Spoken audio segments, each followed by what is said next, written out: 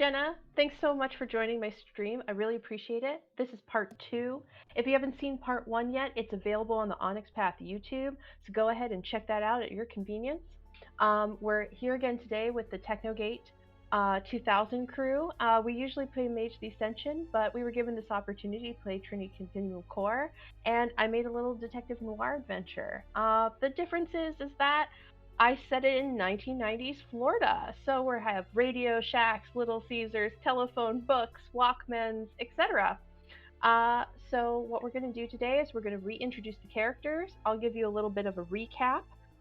We did from, if you played Trinity Continuum Core before, we did have a little bit of a flux incident. Our PCs don't know that, but we know that as players and creators. And so we're going to go around, introduce the characters, do a little recap, and finish up the mystery of this locket that teleports people and etc. So we're going to start off with Ginger Snap Roll. Can you please tell us your pronouns, your character, and their pronouns, and a little description of your character for the game? Thanks. Oh, I'm Ginger Snap. I'm she, her. I'm playing today Daisy Riddle. She is also she, her. She is playing a medical practitioner, ex Street Fighter. Uh,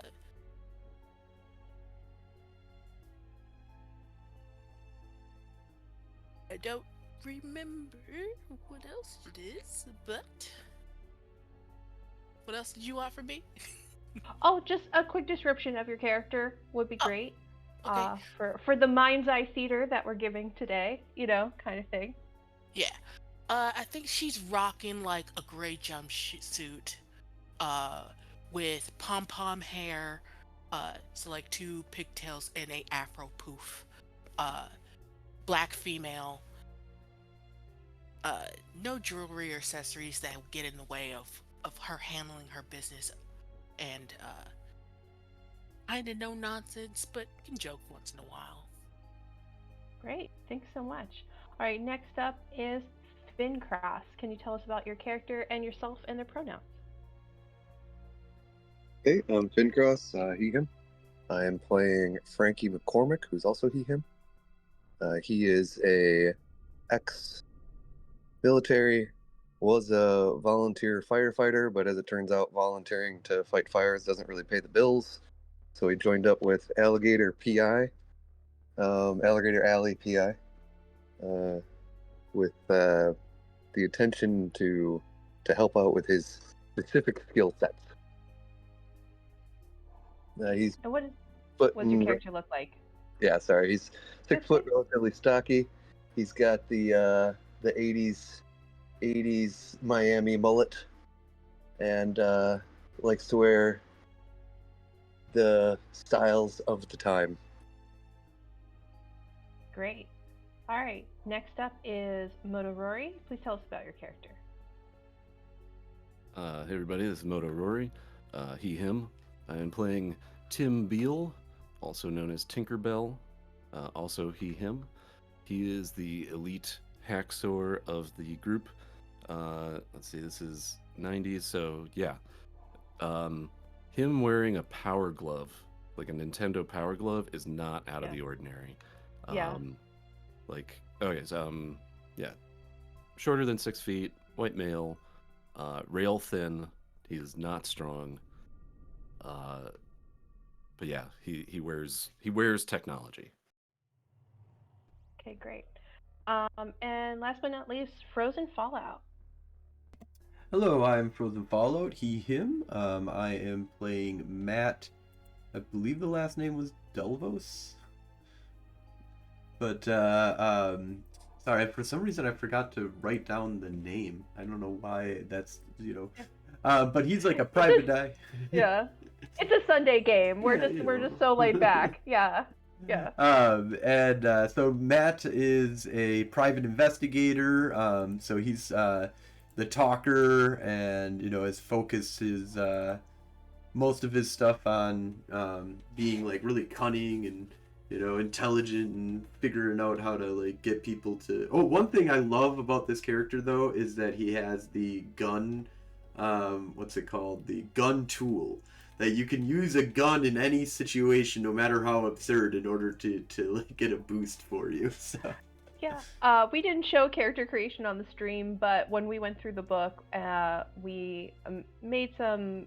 I had made some pre-made characters, and then the crew added on, and we just kind of delved into the skill tricks and edges section, and we just had a really great time. There was a lot of fun stuff, a lot of practical stuff, but a lot of fun stuff, and gun tool is one of them. So if you do pick up the core rule book, it literally says that it is a ridiculous edge, but it will give you extra dice for certain rolls. So it's been kind of hilarious figuring out rolls in the past how to game. use that, like how does a gun help me, Yeah. Search for something? Like, I'm shooting so it lights up the but yeah, so yeah, he's a 6 foot tall, like short black hair, glasses, kind of on the skinnier side, usually kind of goes around in like detective kind of gear. Mm-hmm. And you were a former police officer. Yes. So you do have some contacts there, and great. And so you all work at Alligator Alley PIs, which is in a strip mall in Florida, that you share with a grooming salon, a Radio Shack whose light up sign like never works, constantly flickers, and a Little Caesars at the end cap. So you are known patrons to them quite a lot. And last time on the adventure, they were given a job by a woman named Cheryl, and she needed to find her half brother. She did this story about how he was missing, and he would never go missing without this good luck locket. And through a series of events, they found out his car was parked at Coral Castle, which is an attraction in Homestead, Florida. And they went down there. They realized it was only like 90 minutes away, 2 hours, not too long. So they did deal with it that night. And Coral Castle is closed on the off season. It's fall, so they weren't getting a lot of tourists, and they needed to repave their parking lot. And so the half brother who's missing, Kyle, his car got booted, and it was about to be towed by the police to get them off the property so they could finish up the construction. The team found out through rifling through his car that Kyle actually had a note that said, "This is what the locket looks like. Go get it." And it said, it was in Cheryl's handwriting, which they know because they had her fill out a form to participate in private eye activities. They had to get all her information on file, so they knew it was her very loopy, cursive, obvious handwriting. And when they went inside to find the locket, they stopped the pond from being electrocuted. Unfortunately, a live wire, a garden light had fallen in there, and they concluded that that's how Kyle died. The mystery is that Kyle was found 2 hours away, closer to them, at the Royal Palm Hotel parking lot, which is a huge elite resort in the Miami area at this time. And when they picked up the locket, finally, when it was safe, they had a flashback of the past, kind of in the 20s or 30s, based off of clothing of a person named Ed, who had built Coral Castle supposedly by himself, moving tons of coral around to make this masterpiece of engineering. And his person who was there at the time, could be a paramour, could be a friend, was Cheryl, apparently alive and well in 1926 or so. And Ed was given the locket to hide, and he looked at the characters during the incident, during the flashback, and put the two lockets together, and they ended up back in their Alligator Alley PI office,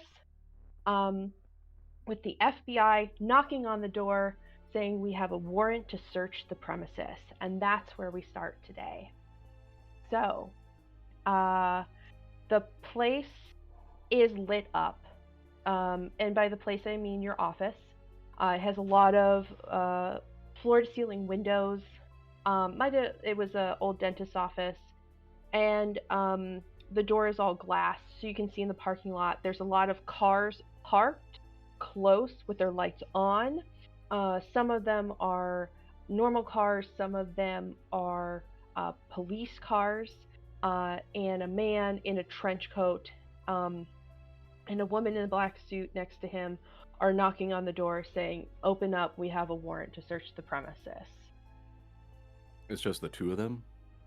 There are other people in the cars, so there are a few police officers milling around in the parking lot behind them, and there's some clearly like a bigger van truck with some people gearing up for like CSI outfits, so that kind of like clean suit, light puffy thing, and they're getting briefcases out. But just by the door, it's just the two people I described. Who has the locket? Do any of us have the locket? Yes, the locket did come with you. You can decide who has it. Well, I don't want the locket, but I would like to figure out how much time has passed since we were at the Coral Castle versus now. Great. And I have perfect memory, so I would Okay. know exactly what time it was Yep. when the event happened. hmm And I just look around and like, can I see what time it is? Yes, I feel like you have a watch, a calculator watch, if I may be so Yes. bold as to say that. And 8 minutes has passed since you had the incident. I will announce that to the group because I feel that's like important information. How long has it been? It's only been 8 minutes since we were down there. I snatched the locket and I put it in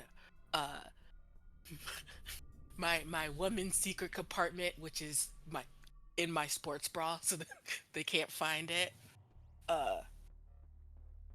Because I feel like that's the only thing that would make sense as to what the fuck's going on.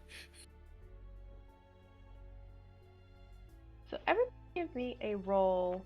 Like I said, they're still knocking on the door. There's still like a lot of light streaming in, and the office is dark. But if everybody can give me, let's see, a piloting roll or an enigmas roll, and then you can pair it with whatever attribute you would like. Let me know what you get.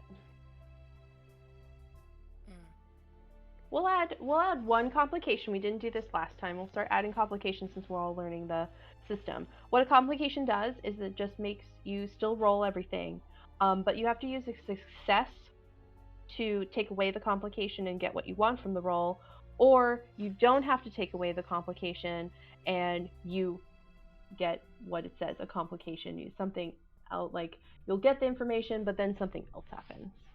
Okay. So the complication right now is sensory overload. There's people yelling. There's people surrounding the place. There's intense light. You don't. You shouldn't be there via the normal laws of physics. So that's what's going on there. So whenever anybody's ready, go ahead and shout out your rolls. Can I use?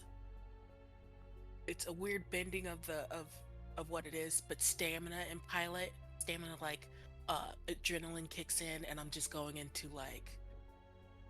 Yeah, let's just say like you're focusing your body. You know, like you are not going to let this sensory overload affect you. You are going to look at your surroundings appropriately and filter out what you need to filter out. I'm fine with that. Okay. These are. I got a. And you're looking for a 7 and above? We're doing 8s and above, 1s Eights don't and above. cancel, and 10s re-roll. And if you re-roll the 10 and get an 8, 9, or 10, you get to, well, if you get a 10, you get to re-roll again, but those are the successes. Cool. So, Moto, I think you had a roll? Yeah, I got a single 9 on Enigma's Cunning. Okay. But I believe that does not overcome the complication.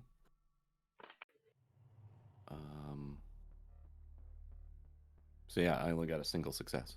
Okay. I'm rolling so many dice. Just give me a sec. I'm gonna do it in roll 20 because it'll be easier then. Okay. I got two. I got an 8 and a 10, which exploded into a 7 for 2 successes Okay. on a resolve pilot. I did cunning and enigmas as well for a total of 2 successes. Roll them dice. And oh wait, no. Tens explode? 10s explode.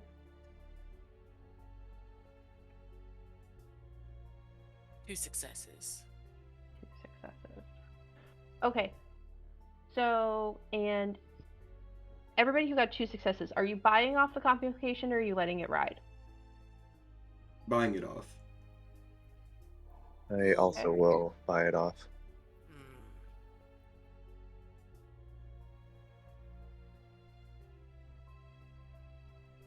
Daisy, how about you? I will buy it off because I Okay, should have great. used something else, but it's fine. Okay, great. So, Tim, we'll start with you. We'll go bottom up in terms of information. The sensory overload is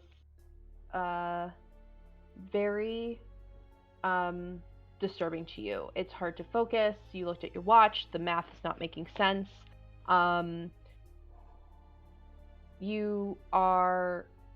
What you notice is that they're saying FBI, and what you can tell, because there's like 2 big vans that are parked in the parking lot, kind of like on the side. They're not like in spaces. They just like kind of parked in the middle. One is like a CSI and one says SWAT. So this is like a big deal. The others, you see that, but what you notice is that your car is parked in your normal parking spot on the side, which you can see from one of the side windows. Like I said, they're floor to ceiling glass. And it looks trashed. like it's there, and the bumper is slightly off on the front. One of the headlights is totally broken, and you notice that it's steaming a little bit from the engine.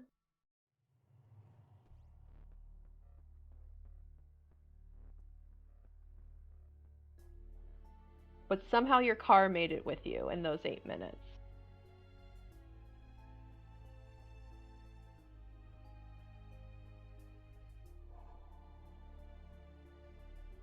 Okay. So what's happening is that the FBI is like, open up or we will break down the door. I look to the crew and I'm like, start gesturing towards the door. I go open the door. Yeah, I was gonna say open it. Otherwise, they're gonna shoot us. Okay, great. I feel on the way over you might turn on the lights. The lights weren't on before, so you turn on the fluorescents and you open up the door, and you see 2 people. They are one is a shorter woman. She's about 5'2". She is of Japanese descent, and she flips open her badge and she introduces herself. And the other gentleman does the same. He's in a tie, button down, trench coat, and they're both in their 30s. He's a black gentleman, and he also shows his badge. They both list that they're from the FBI. They've gotten a warrant to search the premises, and that you need to let them in or they will use force. Can I see the warrant? Yes, they take it out. Okay. I hand it to Matt because this isn't my forte. I opened the door to look big. Does everything look legit as I hand it to Matt? Sure, Matt, why don't you roll me a cunning and enigmas roll for that one? Okay, so yeah, I look it on over, and I'm gonna tell you that two, three, four, five. 2 successes. 2 successes, yes. There's some stuff missing though. It's not exactly redacted, but it has some legalese on it that the reason that they're searching your place is due to basically the government has classified the files on a need to know basis. I do apologize. My my word file was not loading. When you see the badges, you see from the woman in the black two-piece suit. Her name is Noriko Katagawa, and the other gentleman is Daniel Jacobs. Those are the 2 FBI agents. So you clock that legalese in terms of searching this place is on a need-to-know basis. Enough higher ups have approved the search, and which is a little weird because you should know why. But otherwise, everything else looks in order. You see it signed by a local judge that you've worked with before, and he's on the up and up. Nothing seems like he doesn't seem to be sketchy or bribable at all. So everything looks a-okay. All right, I relay that. Tim will go up to them and be like, I'm sure you wouldn't mind if I took a look at those badges again. Just a little bit closer. You can hold on to them. Yeah, so Noriko will flip it open again, and she'll give you a steely-eyed look, and Daniel will reach back in his trench coat and just like roll his eyes and flip it open, and she goes, I assure you, we have government authority to be here. Any other questions? And in the meantime, Daniel's like holding his badge to you. They've kind of moved from the side of the door, holding his badge to you for you to check it, and he's waving people in. So he's waving the CSI people in, kind of like some FBI in suits to maybe start looking through paper files, and then the local police that they've teamed up with and the SWAT team are staying back. Okay. I probably don't need to roll for this, but I was going to say technology and intellect to confirm the IDs. Sure. I'm yeah, go ahead. Go ahead with that roll. I rolled 4 10s. Oh shit. Okay. You roll them again. Roll them again. Roll them. A single 9 on that, so a total of 5. Oh, 5. Okay.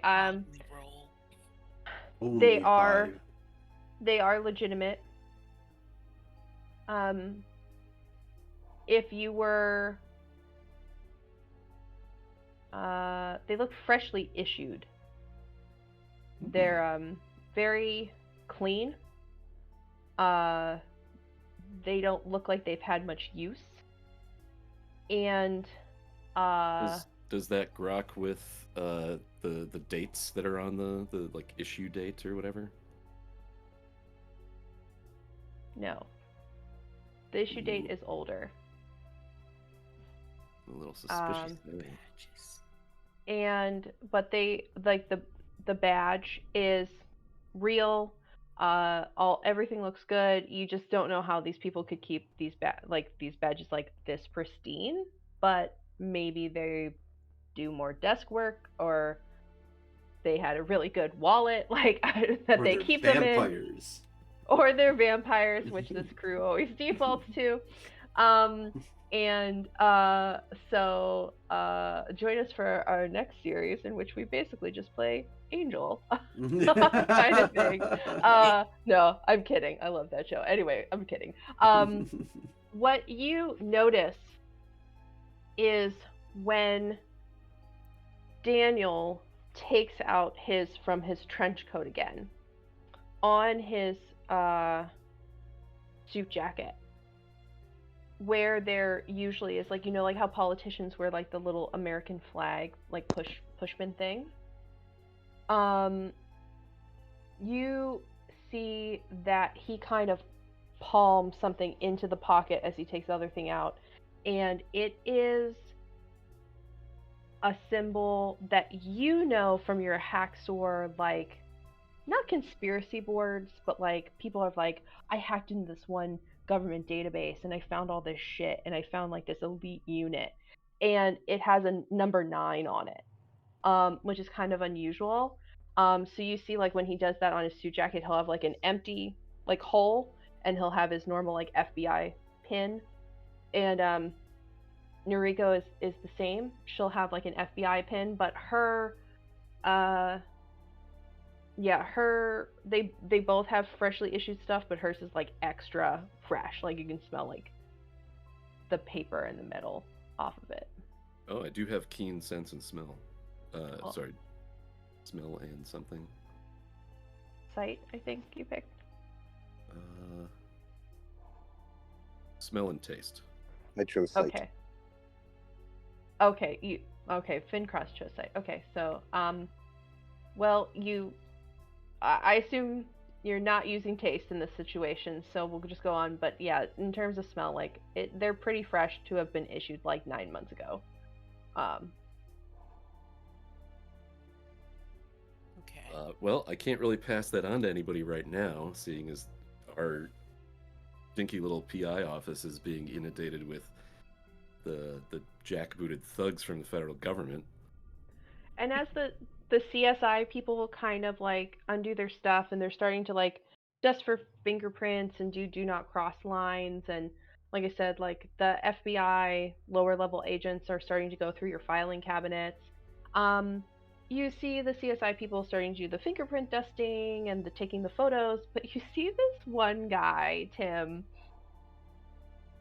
and I'll say, like, people can catch him from the corner of their eye, so if they want to interact with him. But Tim, when you're like starting to put all this together, I'm going to say your billion successes, you notice this guy come in because you ping his technology, and he has, like, I shit you not, it looks like the Ghostbusters like detection device. That like handheld thing with like the 2 like antennas that go up, and yeah, it's like, it kind of sounds like a Geiger counter, but it's not right. And it's like, yeah, it looks like the closest thing you can clock it to is the Ghostbusters like ectoplasm detector. Yeah. Kind of thing. And this guy is like going around, and he's like following the fingerprint people, and he's following the other, like, like the trace debris people and stuff like that. And he's like going around. I think if I see everybody start to come in before they start searching for stuff, I like raise my hands up and I'm like, hey, my guy Matt said y'all legit. Can I go outside and like have a smoke while you guys do this? And I just walk out. Yeah, Noriko says, oh, sorry, I called her Keiko. If anyone wants a visual for their mind, Noriko looks like the actress Keiko Kitagawa from a lot of Japanese dramas, and Daniel Jacobs, the other FBI agent, looks like Denzel Washington, since I watched The Devil in the Blue Dress. So they like, she goes, yeah, that's a good idea. All of you out, let them do their job. So you're kind of halfway between the pet grooming salon and your door is where you are on that sidewalk. Still a ton of bright lights.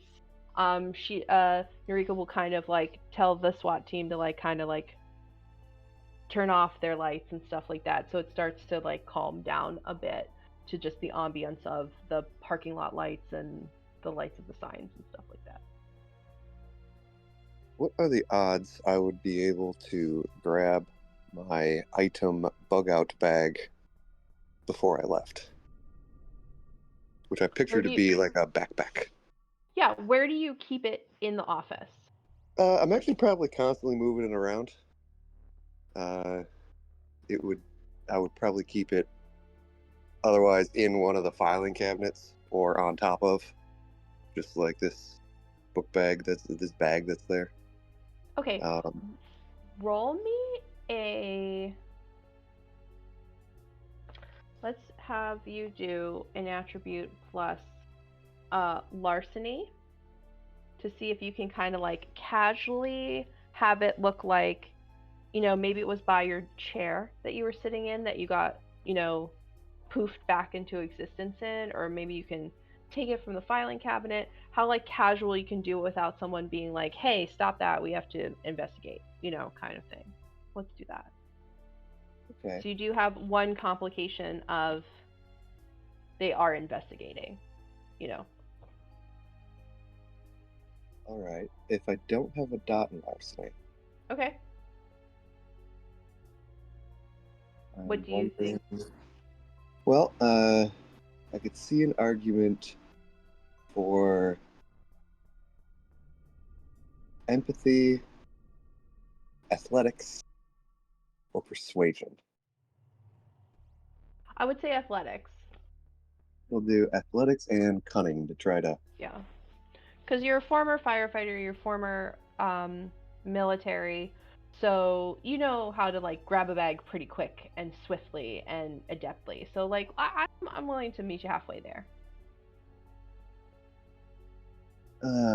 We got 2 successes, with one of them being a 10, and the 10 does not help. So 2 successes. Are you going to buy off the complication of people in the room? Now we're going to see what complications do. Okay. Great. I'm going to roll for them.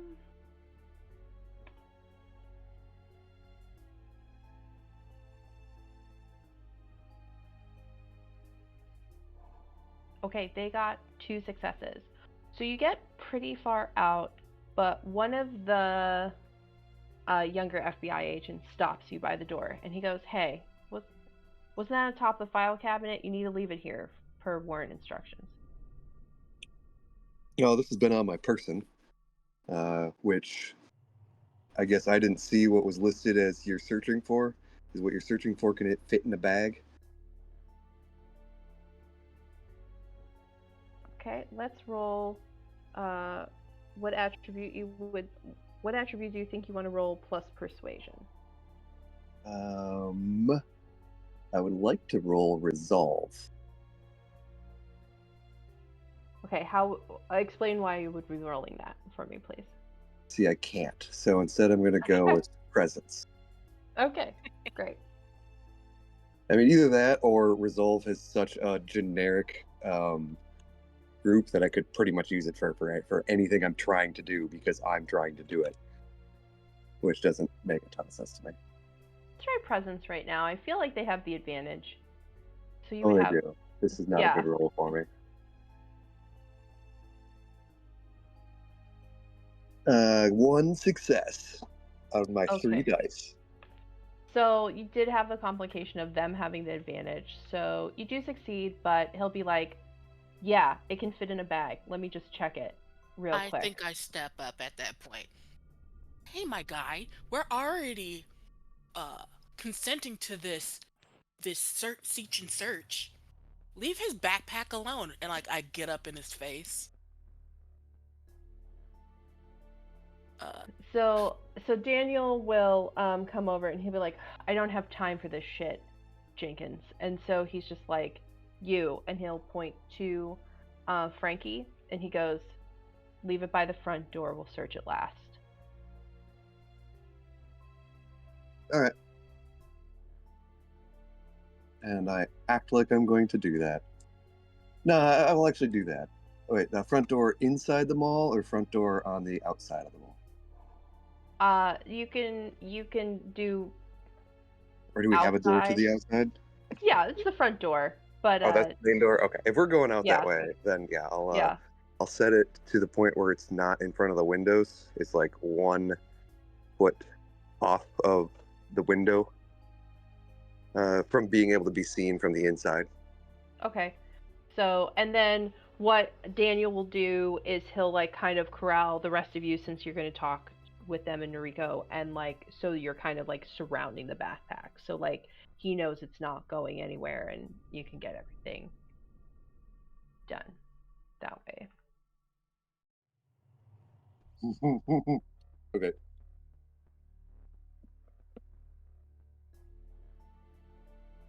Okay. Great. So so the two agents are there. They are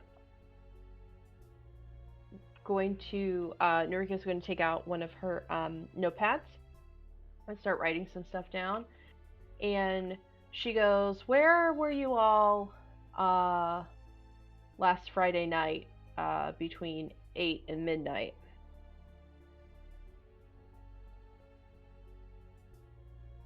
Are we making stuff up, or is this something that we should know?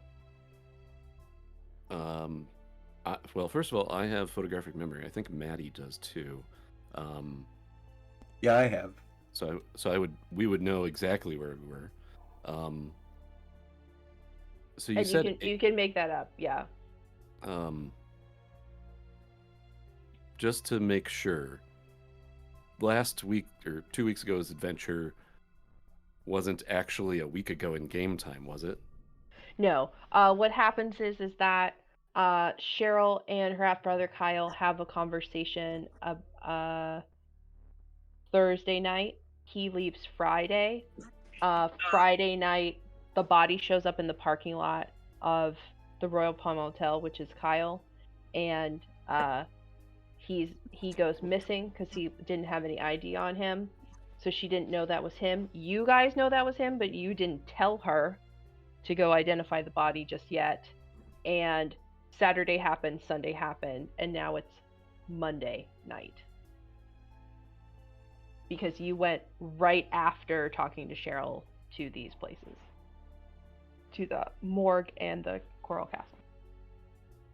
Okay. So they're asking us what we did Friday, which is when he disappeared or showed up at the hotel. Correct. Yeah. I think I'm honest. I'm like, yeah, I was on a call. I work as EMT, so you can ask dispatch or anyone higher up exactly where I was. They'll have it on record because I have to do paperwork. And I feel I was probably working on a case, one of our other ones. Mm-hmm. Maybe I'm looking for infidelity in a relationship, and so I would only say I was working on a case, looking at maybe a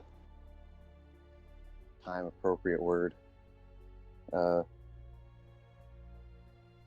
busy husband.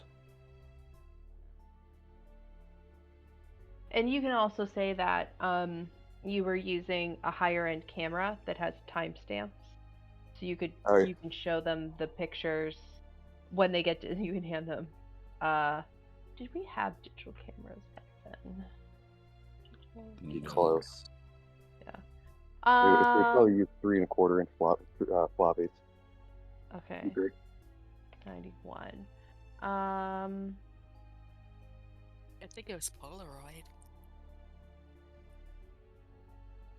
The original Kodak was launched in 91.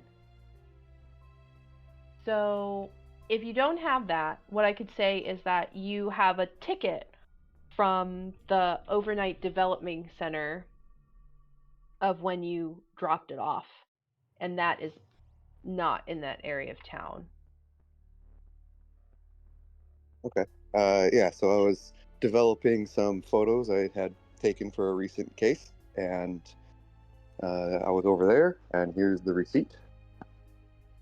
Or actually, when I have the receipt on me, the receipt's inside, because that's where we would keep all of our stuff, is inside. It's in the case file labeled this, because I would keep it included in the case to, I got to bill the client appropriately, so got to keep those receipts. That was me.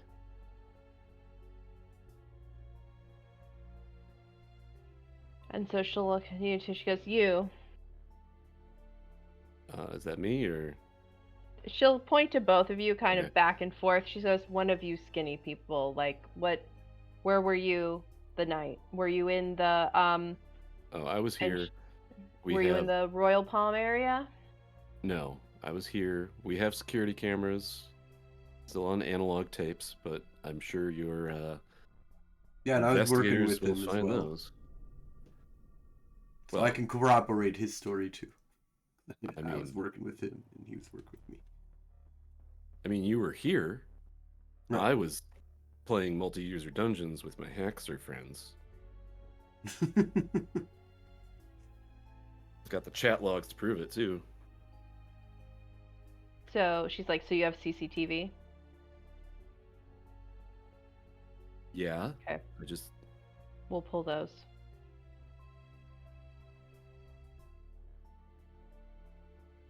Okay. Wait. All right. Did you say SCTV? CCTV. Oh, Closed circuit TV. Mm-hmm. You're And also, if it's relevant, seems to be kind of a very generic, generalized search here. What exactly are you guys looking for? She goes, "That's classified. I'm asking you the question." Why is it classified? Because your government says it's classified. Do you know this person? And she'll hold up a picture of Kyle. No.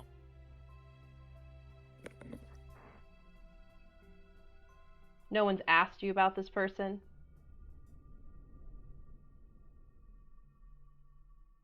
This person hasn't come to you for private investigation reasons? It's not a client or a friend?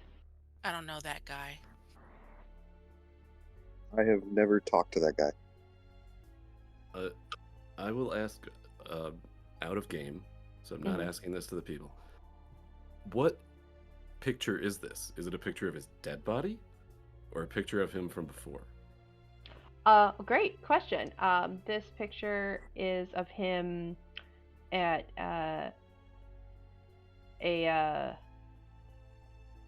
he's doing a thumbs up with a surfboard. It looks kind of pixely because it looks like they got it from like a smaller developed picture and they blew it up. But it's definitely Kyle, and he's probably on the beach somewhere after one of his surfing contests.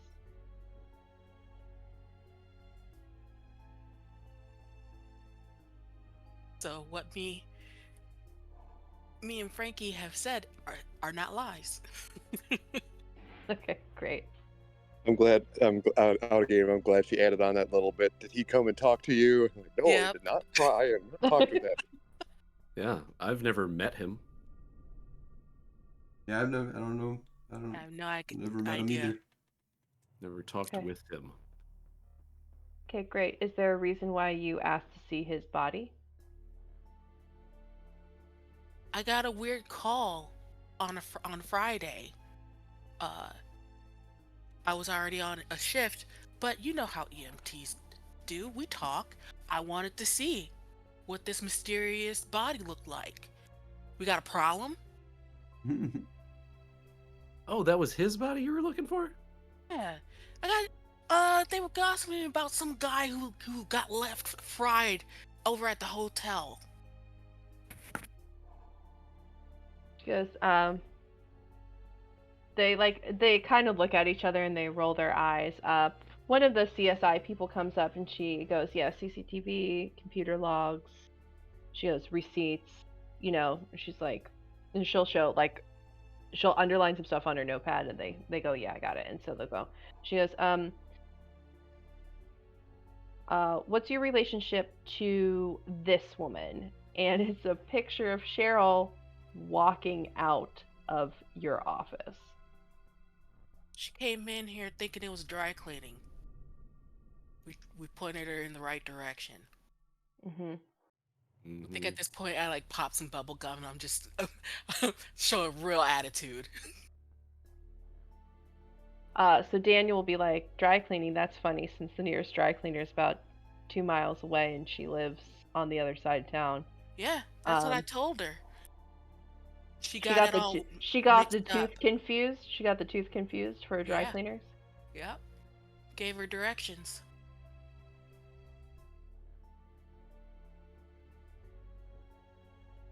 So he'll lean in and he goes,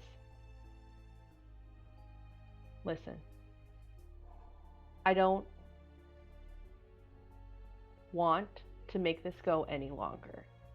I don't think you're part of this, but we have been monitoring her for some illegal activity. We just want to know why she was in your office. So why don't you tell me anything else that happened in the conversation you had with her?"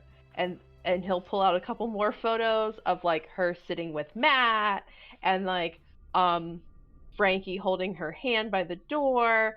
Like this is they had a really good telescoping lens. And he'll just be like, "Why don't you tell me what happened?" Like someone offering her pizza, like maybe Tim offering her pizza, and he'll be like, "Why don't you tell me what happened after she got confused about the dry cleaners?" Look, you know exactly what our business is. Connect the dots, my guy. We are doing the bare minimum because your what's the word? It fucking left me. Your warrant is the bare minimum. She came in, asked us a question. We said we'd think about it. We're being polite because it's our job. And she stayed in your office for 20 minutes. How long do you think a consultation takes? I mean, I've been told that she was confused and looking for a dry cleaner, so Yeah. what did she consult with you about? That's classified. Also, you guys seem to know everything that's going on already. Why don't you give us a little bit more? Maybe we'll give you something. Yeah, we're on the same team. You guys are professionals. We're freelance, both investigators.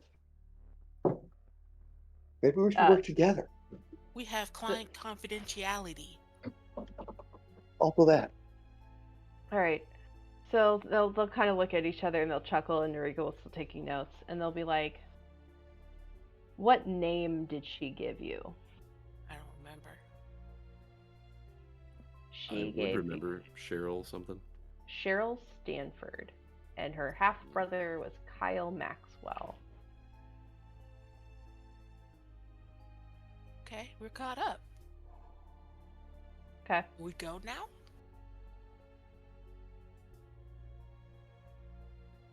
Did she ever mention the name Celine Hathaway to you? I don't think so. Did she? I don't think so. I am confident that. Yeah, she only talked about her brother. And the two guys he knew. What were their names? Slash and Remy. Yeah. Yeah, surfer dudes. She only gave up those names. Okay. She goes, "All right. So,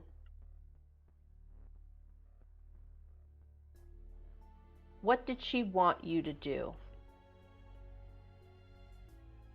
Look.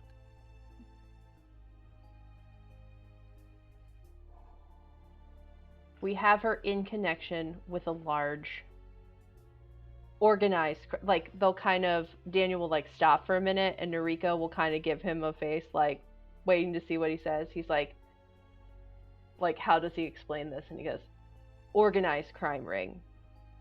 They have their hands in a lot of different pots. We just want to know what she contracted you for. We know you're outside of the circle of this, but she's starting to bring in a lot of players and something's going to go down." See, So, something's not like, adding up for me. what did you say? Officers. Yeah, Apologies. I'm saying some doesn't add up because you're painting her now as someone who's got ties to big bigger people. Why would she come to us to do what? She, all right. I look at Matt. I'm like, do I get the go ahead to just tell them what she wanted? Yes, yeah. I was gonna say that. I think at this point, let's just kind of spill the beans. She was looking for a missing brother. That's all she gave us. She gave us no names. She just told us the last location that said he was heading to, not even the last location that he was at. Uh, I accidentally stumbled across Kyle at uh, autopsy. Didn't know it was actually him.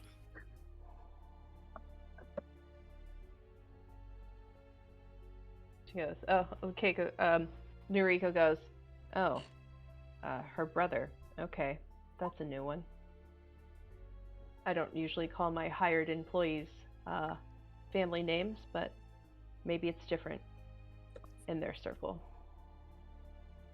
Do I remember ever feeling like she was lying? Would it be safe for me to assume that she's a good liar, based Yes. on?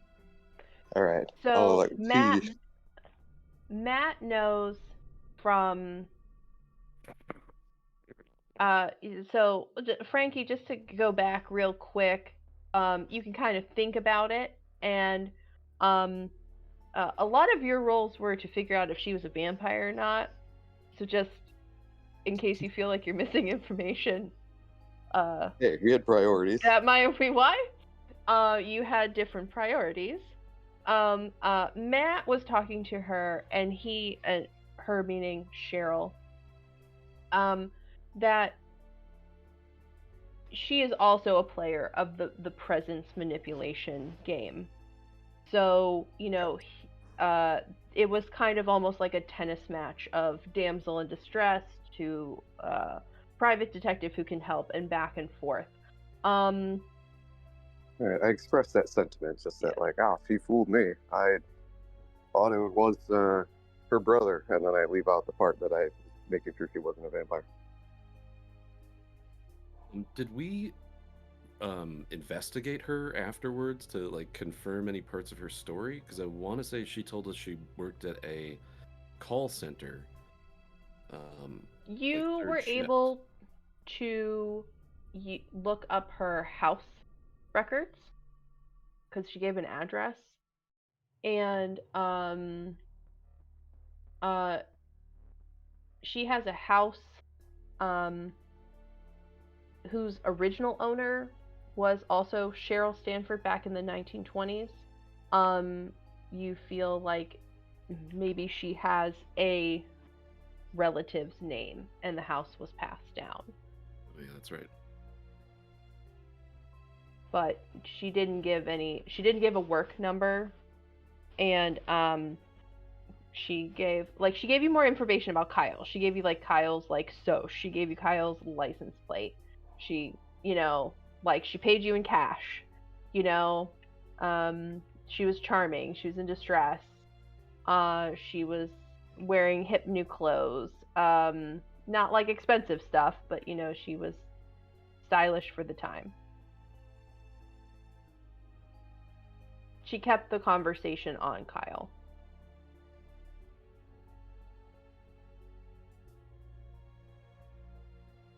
So we were manipulated. That doesn't feel good. I mean, it kind of was obvious by the huge amount of money she offered.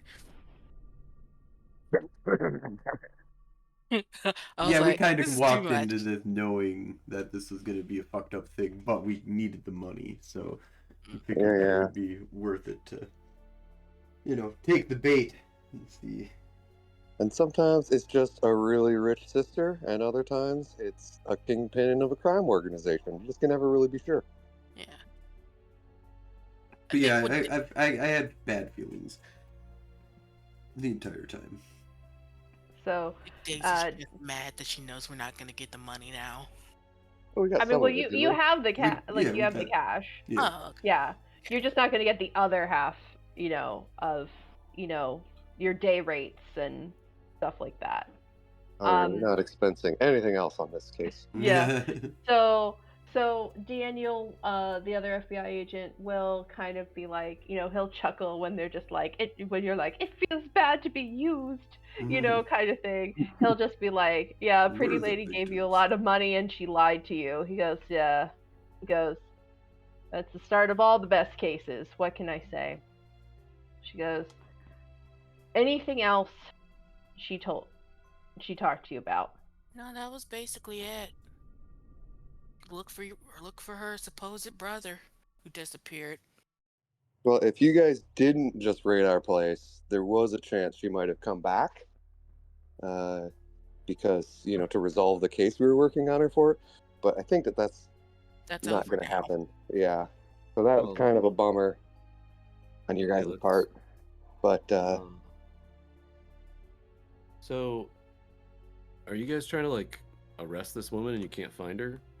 Because you could owe us one and we could kind of deliver her for you. No, we're looking for. And again, like Daniel will look at Noriko, and she's just like, she's just like, you want to go about this? He's like, they're part of the organized crime syndicate is a smuggling operation. So Cheryl's lower on the list of the higher ups than she likes to think she is. But She's smuggling. You don't have to either tell me precisely what it is, but is it an artifact?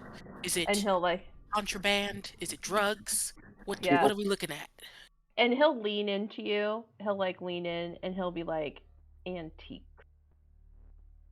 Mm, hmm, that's a weird one. what is Well, what are you expecting to happen? I don't want to get any backlash. And you said that she was calling players in and expecting something to happen.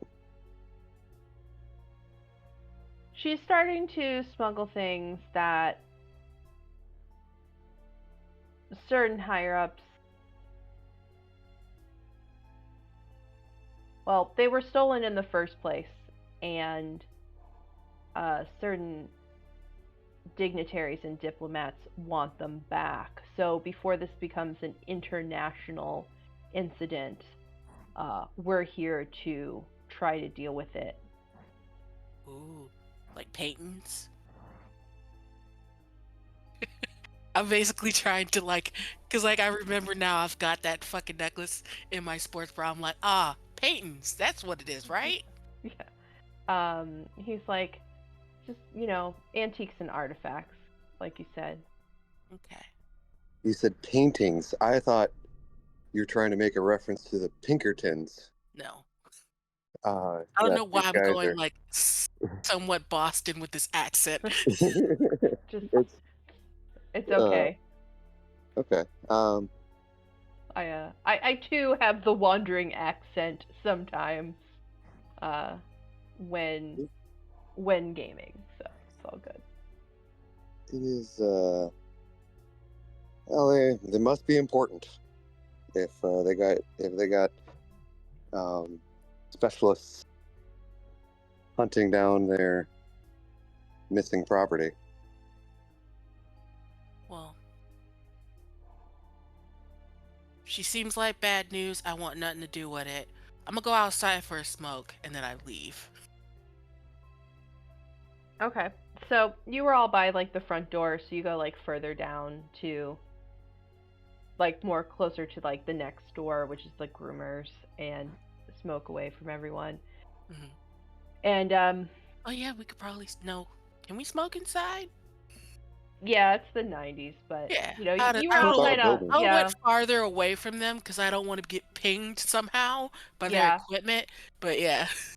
yeah, you were all by the front door. They're fine. So, both agents will give you their card, and they say, call one of us if you find anything or if she contacts you.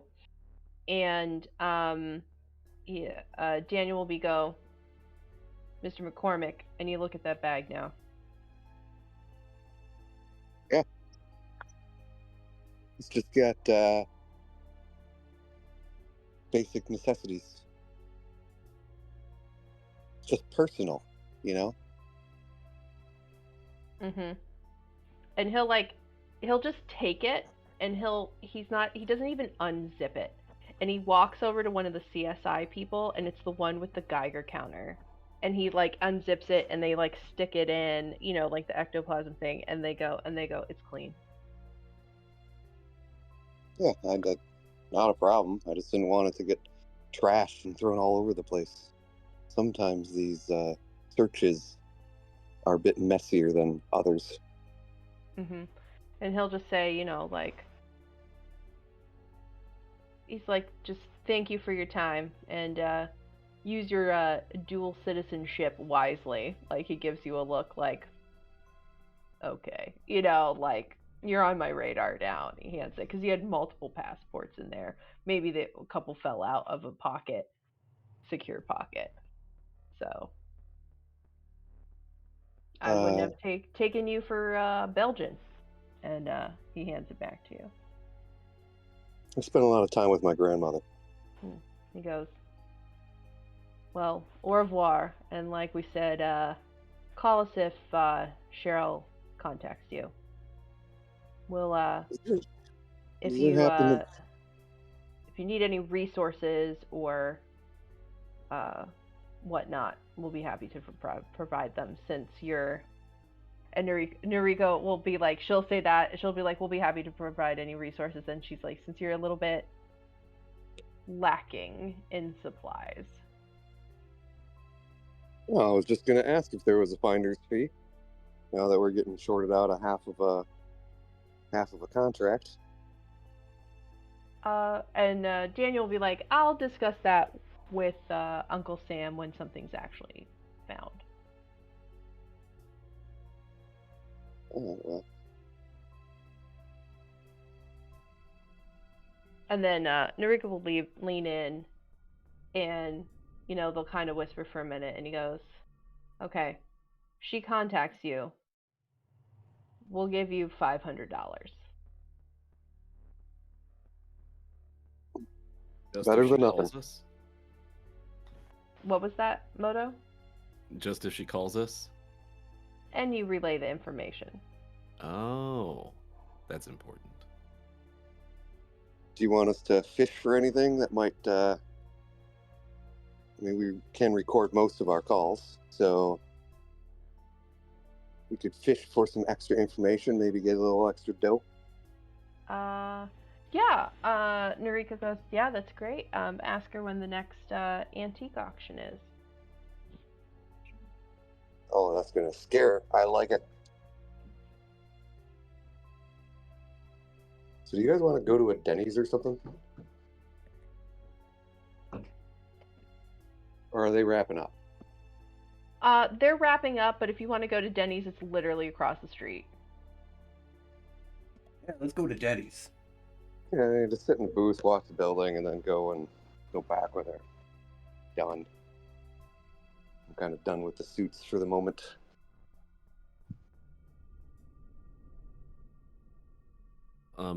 So my new power allows me to instantly recognize any kind of item that may be imbued with quantum flux. Did I see anything on the CSI people or the FBI agents that would fit that description? What you notice that's imbued with quantum flux is the locket. And from your kind of forums about technology, and you've kind of delved into flux. It's a little bit conspiratorial, a little bit super science, it's not on the public's radar just yet. I feel it's not exactly astrology, but kind of on that, people have oh yeah, what is that, a particle accelerator or whatever, it's kind of this extra thing, ether or something like that. That machine that like ectoplasm Geiger counter looking machine had a little bit in its core. Okay, yeah, that's what I thought. Um, but the pin that he tried to conceal didn't have any in it. Okay. No, but it did have the number 9 with like kind of like a uh like a gold background. It was a blue number with a gold background that had a very kind of like it followed the same graphic design as like other police motifs. Oh, well, if we're going to Denny's in the 90s definitely had crayons for kids. So I'm going to request crayons, and I am going to perfectly draw this pin on the placemat for kids. Okay. Oh, and then I will also inform everybody of the inconsistency of the age of their IDs. Those IDs were printed in the last, like, very short period of time. But apologies. It still has like a starburst like a police, but it's blue and silver, not blue and gold. That was my bad. Okay. So Also, you guys, y'all know what they're looking for, right? I have a good. I'm not gonna say it out loud just in case, because now I'm paranoid. Yeah, no, I have a pretty Antique. high suspicion. Yeah. Yeah. It Plus, also sounds like they don't know about the place. Well, because, yeah. But they probably know about the antique. Shit, we haven't had a second to talk about this. I couldn't think about it because I don't want to. We were just at Coral Castle. What happened? Did you guys see the thing? And can we get a reminder of what we saw when sure. we So shot back through you time? were shunted back into time. You were all like ethereal for a minute because Cheryl walked through you. Like you were standing exactly where you were in the garden, but the garden had not been finished yet. Like the face, like kind of like old style fountain with a face that the water comes out of had not been like carved yet. Cheryl comes in with a package, hands it to Ed. He opens it up, and you all see a letter. Keep it secret, keep it safe on Aeon Society letterhead signed MM, and it is the locket. And he looks directly at all of you and puts the locket together, and then you went back. Cheryl also said when she handed it to him, she gave him a kiss on the cheek and said she was going to go prepare lunch, and that's why she wasn't there the whole time.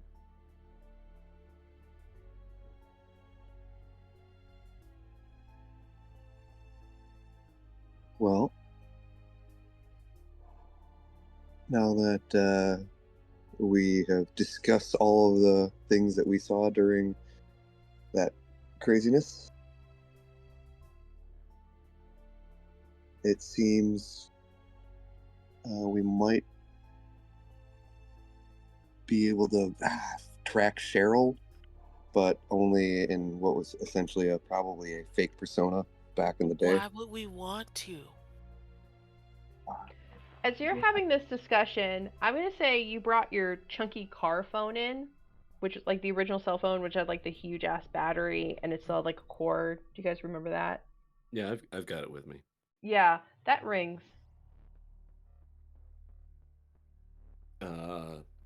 I just stare at it. I'm like, I don't answer phones. I pick it up. Greetings and salutations. She goes, "Oh, hey, this is the number Matt gave me. I just wanted to talk about the timeline for searching for Kyle. I have some more information." Yeah, I gently put the phone down in the middle of the table, and then I jump up and I start pointing. I start pointing hard.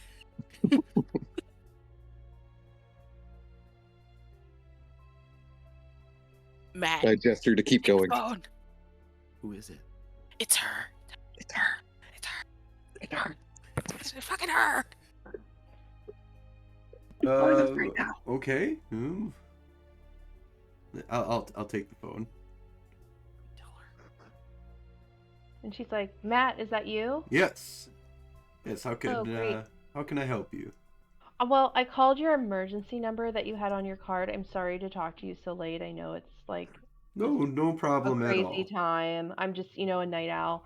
I had my break at work, and I just wanted to let you know that Kyle said something about Coral Castle or whatever, and I don't really know what that is, but I asked a coworker, and they said it wasn't by the water. So I think if you can go out tonight or very early in the morning and search that place, I feel like there might have been like a deal going on, for lack of a better term, like he was getting supplies or he was supplying someone with something.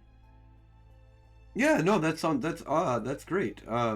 Also, would you be able to meet up with us again? There's some things that we wanted to kind of go over with you in person. If you could meet us at the office tomorrow at after you get off of work. So she's like, I'm done with work at 4 a.m., which is about 3.5 hours from now, or I can meet you again at 8 p.m.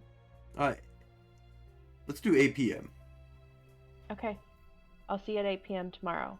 And then, just for everyone's reference, that would be 8 p.m. Tuesday. All right, sounds great. I don't understand how us thinking she's a vampire is silly anymore. I wait for you to hang up the phone. I wait 10 more seconds just in case. We got to pick a side. Probably go with. Do we go with the side that will do criminal acts that could destroy us if they decide that we're enemies, or do we go with the side that can do legal acts to destroy us if they That's think we're only enemies? under the belief that you believe the story those people gave you. Is she really part of some quote unquote criminal organization? I will say that there was enough about her story and situation that makes me think that's more likely than what she was feeding us.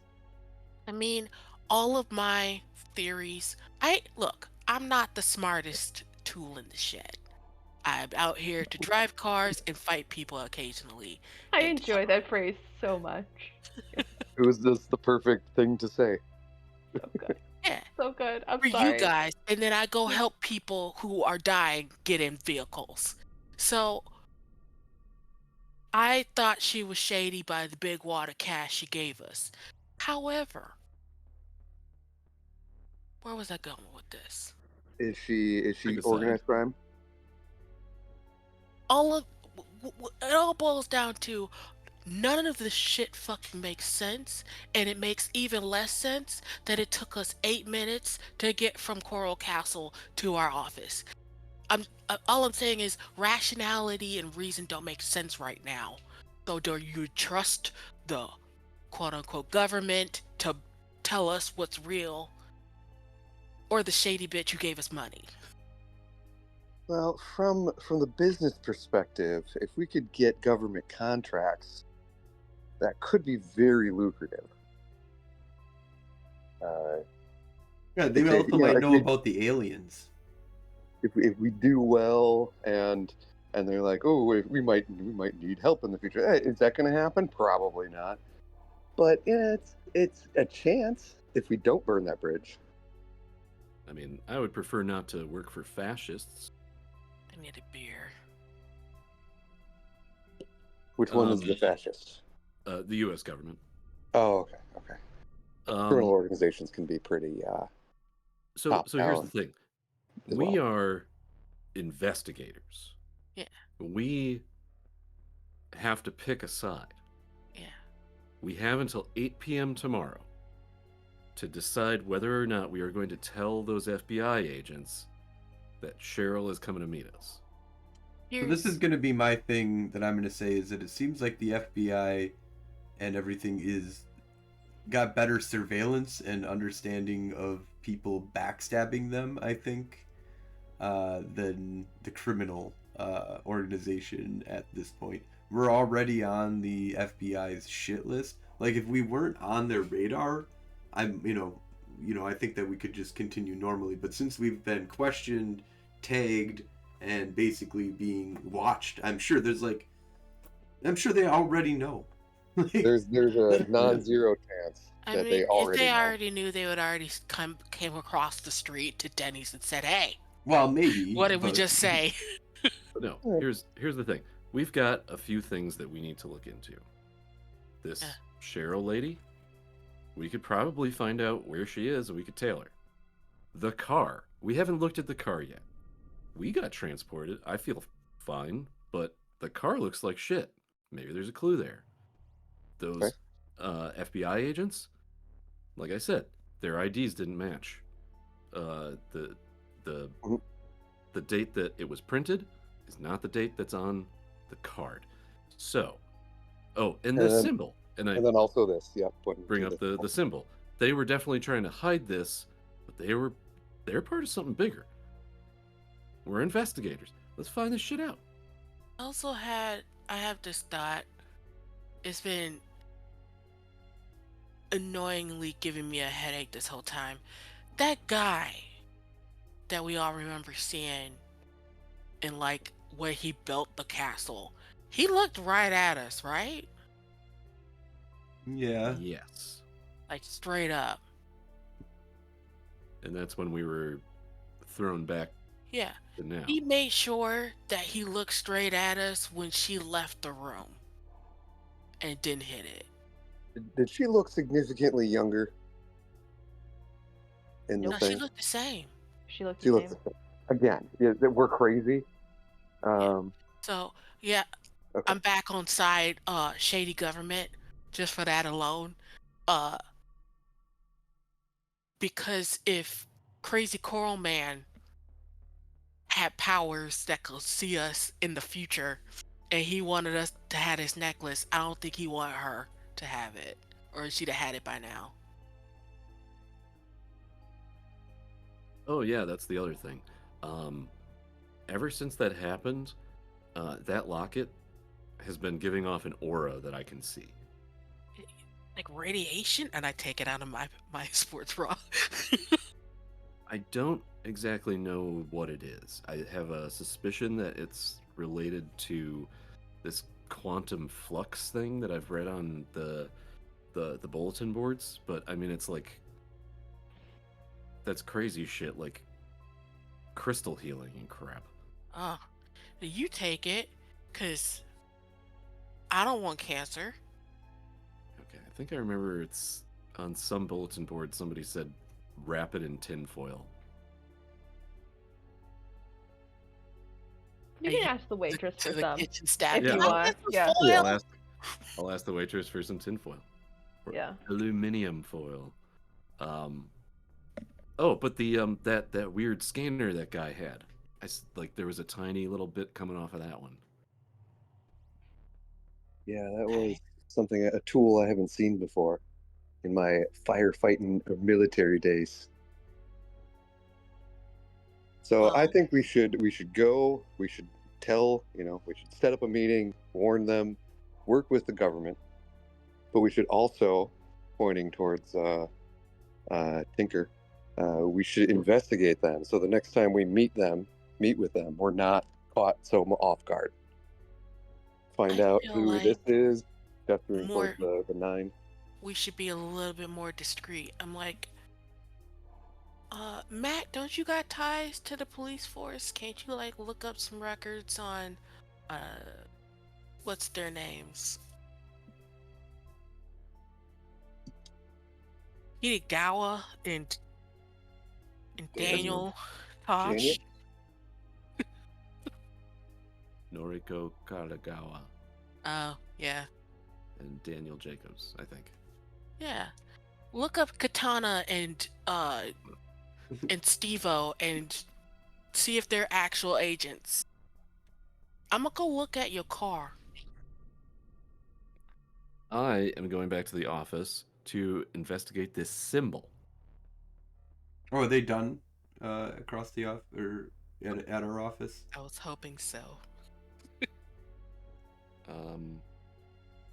Jenna, we can't hear you. You're muted, Jenna. Apologies. By the time you got served your Grand Slam, they were wrapping up and they're gone now. Sweet. Yeah, I go straight to the car because I feel like I patched up that car so much I basically treat it like it's my car, and I'm sad now that it's a steaming pile right now. As you walk over to it, the other half of the bumper falls down. It's just like on the floor. Like, I pet the trunk like, shh, it's gonna be okay. I'm gonna fix you, and you'll be right as rain. Make it better, stronger, faster. Yeah. So okay, I'm so gonna- Daisy is fixing the car in the meantime. It is like 1 a.m. or something ridiculous. By the time kind of everything's done, maybe like midnight. But it's late. So what is everybody else doing? I'm We have, gonna start logging into the conspiracy theory bulletin board services okay. and posting. Oh shit, Usenet is big right now. Yeah. So I'm gonna come up with a text description of the symbol, and I'm just gonna start posting it, and probably, go to bed, and then check in the Okay. morning. And then, so we're going to do this all as everybody's kind of like, we're going to use the milestone system, which is you have like long-term progression acts, like stuff that's not going to be done in like one roll, right? And so it's a way to kind of like, through a series of rolls, montage things happening and see what succeeds and what doesn't. So Daisy's going to fix the car. Tink's going to upload the symbols and do a little searching before he goes to sleep. What is Matt and Frankie doing? Matt is going to be investigating into the woman and the FBI and just trying to gather as much information, see why I wasn't able to figure out right away that they weren't brother and sister. Well, she said he was a half brother. Right. So that's why kind of like, a justification why they didn't look alike. But the FBI like hard insinuated that he was like a paid employee. Right. So yeah, I want to see yeah. If I can find any records of employment, or any kind of records of interactions between these two. And, Okay. So yeah, so you have like police contact, like the department chief Yeah. after you left, and you have some informants, and you have some databases. So maybe you like leave some voicemails. Oh yeah, and Colin. you kind of get some rap sheets on people. So before you go to bed, and then Frankie, how about you? I'm going to walk person to person and just kind of check in with them, being like, hey, you need anything? And then I'm going to go back and dig around in my bug out bag and pull out a very clunky phone. Okay. And I'm going to attempt to contact my black market contact. Okay. Sounds good.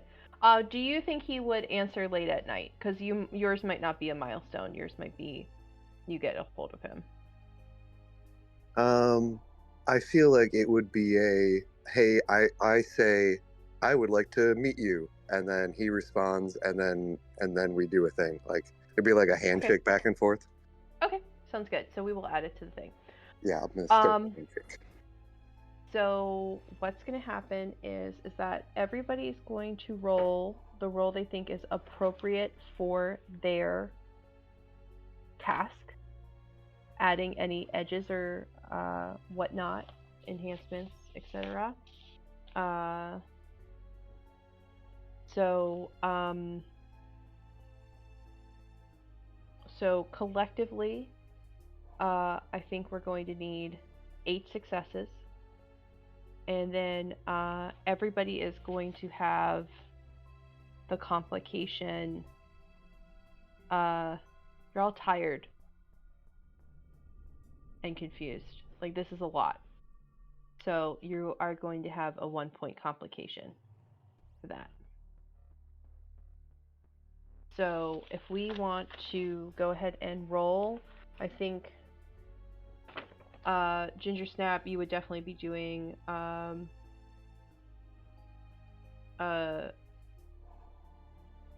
role that involves fixing the car, probably technology, and then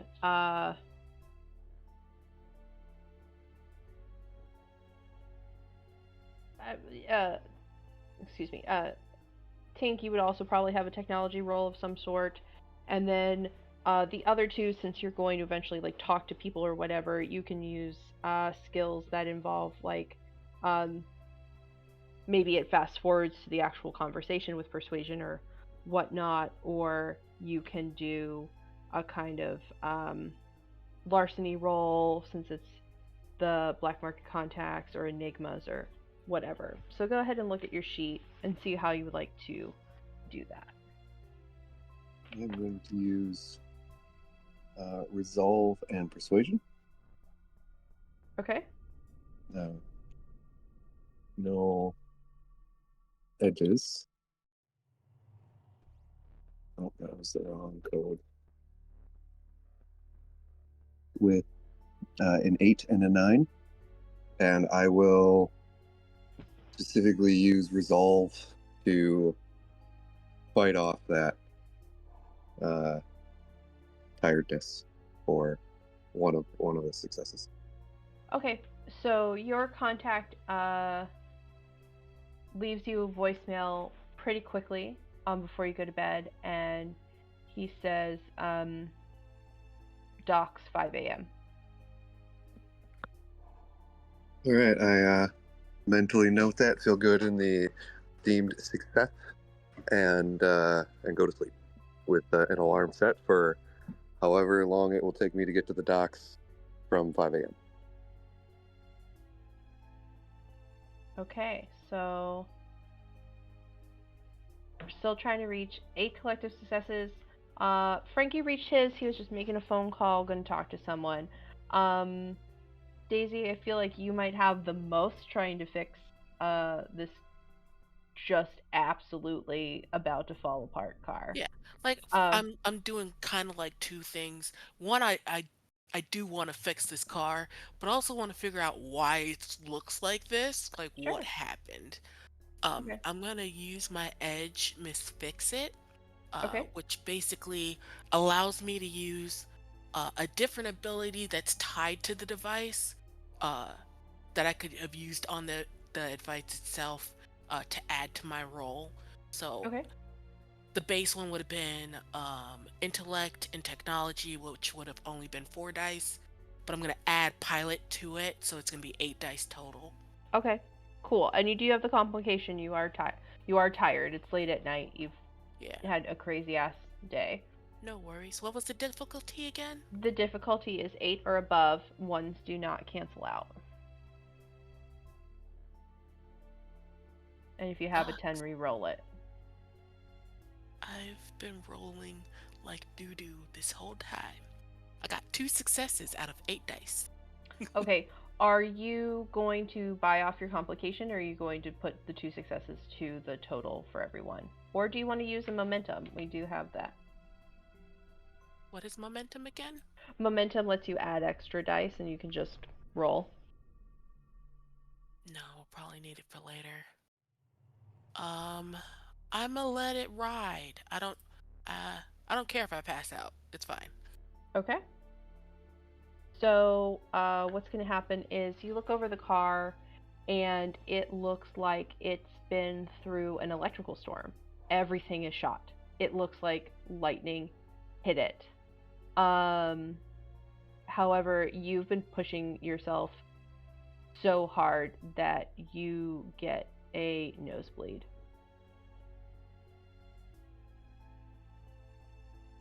and just you're going to have, I would say, -1 to maybe future intellect rolls. Like you just can't think. You're just overwhelmed. that's fine. That's not what I'm for. I wipe my nose and just look at it and say, well, build character and keep clanking on the car. Okay. Matt or Tim? I'll go ahead and roll for. I was thinking persuasion plus cunning. Okay. And so that'll be 3. Oops. 1, 2, 3, 4, 5, 6, 7. Fuck. 1 success. Okay. Do you want to buy off your complication? Yes. Okay. So basically what happens is that you're able to leave appropriate messages, but no one is getting back to you, and you just can't find what you're looking for in the database. Like nothing's coming up Cheryl Stanford except what Tim already told you. You're just kind of hitting a brick wall. And you'll just have to wait until your contacts call you. Motherfucker. All right, Tim, how about you? All right, so I'm trying to find this symbol anywhere. So my original idea was to like post this to a lot of bulletin board services, which I think I'm gonna do kind of like as an afterthought, because none of my my manipulation is super low. So I'm gonna redirect my efforts so that I can use technology and cunning, which is my big role, along with my elite hacker skill trick. This allows me to automatically succeed on hacking into any system not created by another talent, and allows me to overcome one complication associated with the action as well. I think that's an edge. No, it is a skill trick. Yeah. Okay. Yeah. No, that sounds fine. Go for it. Okay, so the idea is I am just going to do a text search for every single descriptor that I would use for this symbol, and then once I find any leads, I'm going to hack into servers and see if there's any information. So this is 9 dice, and Elite Hacker allows me to automatically overcome the complication. Yeah, you're made for the night. You brought coffee from Denny's. You're ready for this. You're ready for an all-nighter. That is an 8 and 2 zeros. One of the zeros explodes into another 10. And that's a 1. So that's 4 total with the complication erased for me. Nice. Okay, great. You guys only need to attempt one more collective success to get all these milestones done.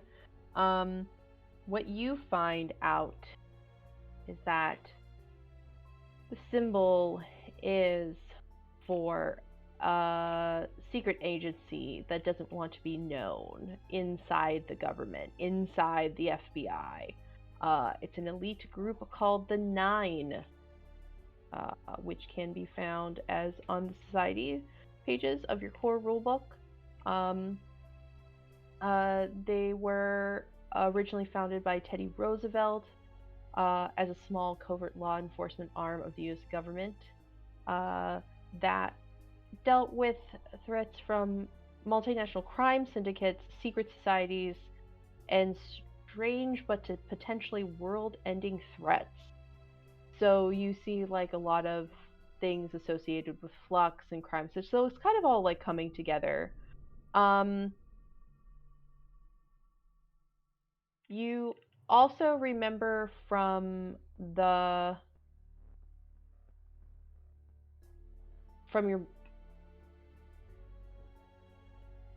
search that they are,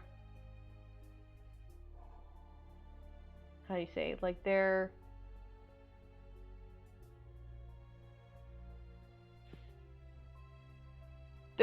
trying to figure it out. Like they're the FBI with the best technology.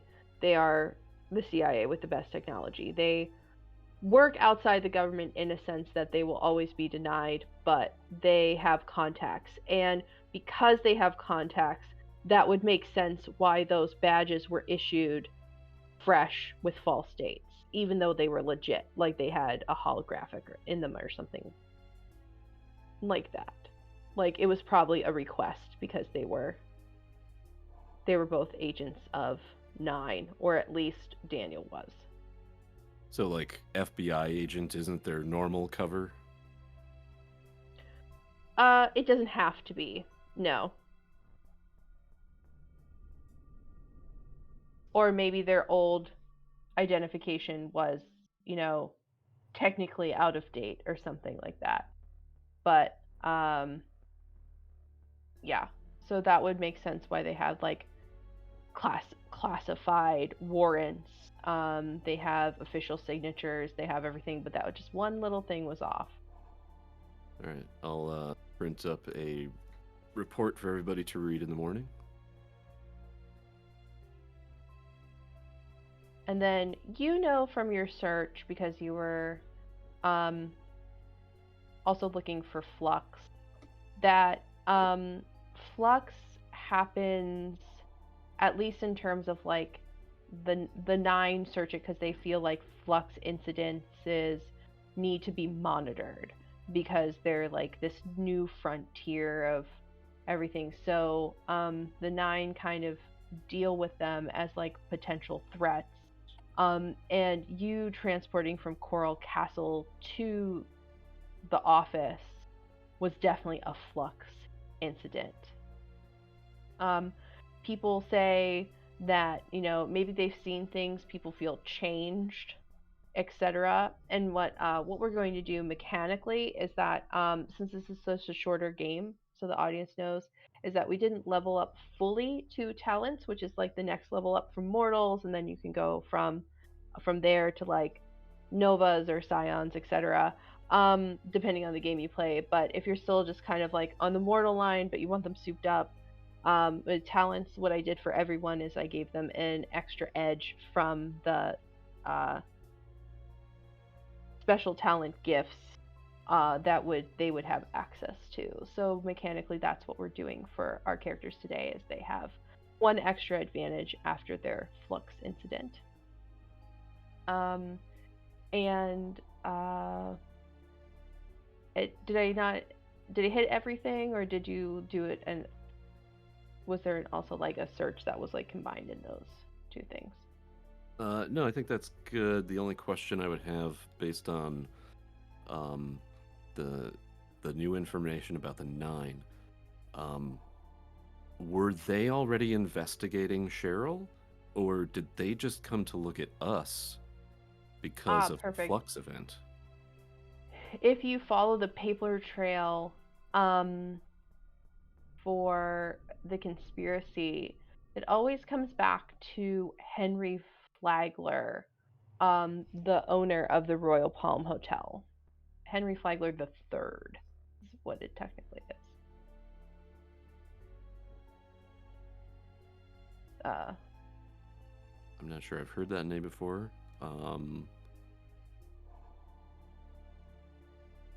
Yeah, I'll print them out. Well, if you live in Florida, you're in Flagler County, and there's Flagler Beach.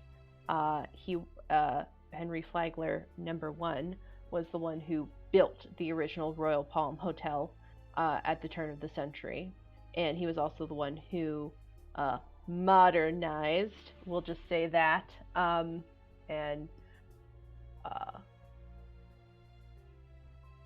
the ability to go down to Florida, and he built the railroad that went down to the Keys. It wasn't great for everyone. Great for the upper echelon elite. Like I said, it's an elite resort. not the greatest guy, kind of like a Henry Clay Frick kind of character in terms of like the locals who were there and the workers who had to work on everything. But he was but the name is around. Like streets are named after him, the county's named after him. Miami, in real life, this is like my little history lesson for the day. Miami was supposed to be named Flagler or Flagler City or some sort, and he decided that he didn't want it, and another naming convention was used for that. But you know, classic baron of industry, you know, that capitalized on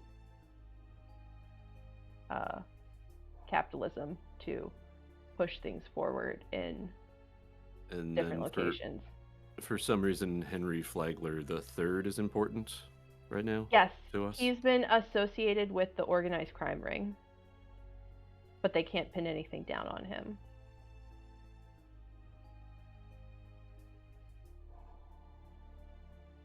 He's been seen entertaining guests for other organized crime rings that but they can't,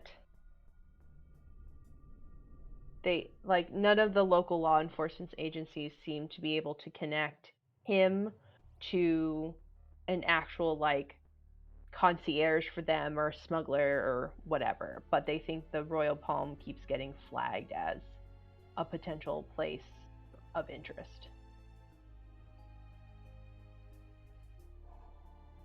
Well, I'll suggest it to everybody tomorrow that we look into this guy. Yeah, I agree.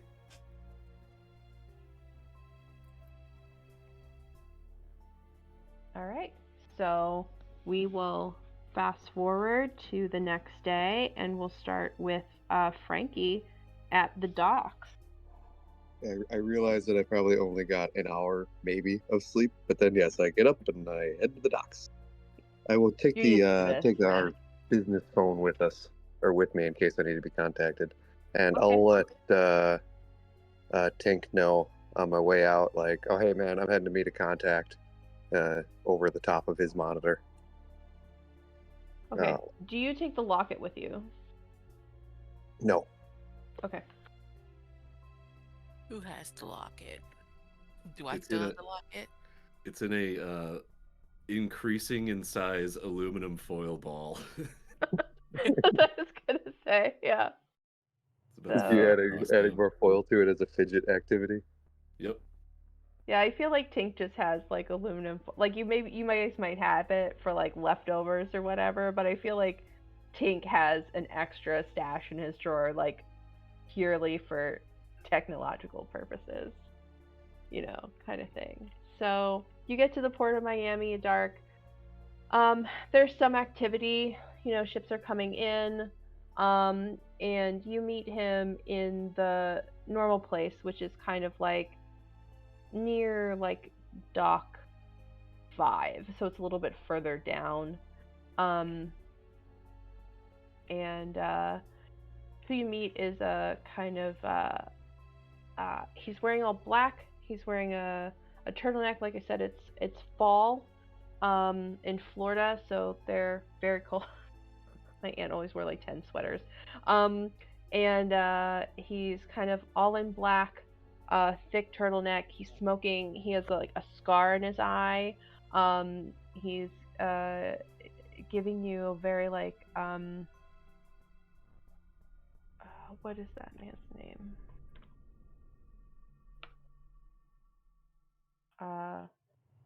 Like a Ricardo Montalban kind of vibe. Like he has the gray hair. Yes, I just mentioned the man from Fantasy Island.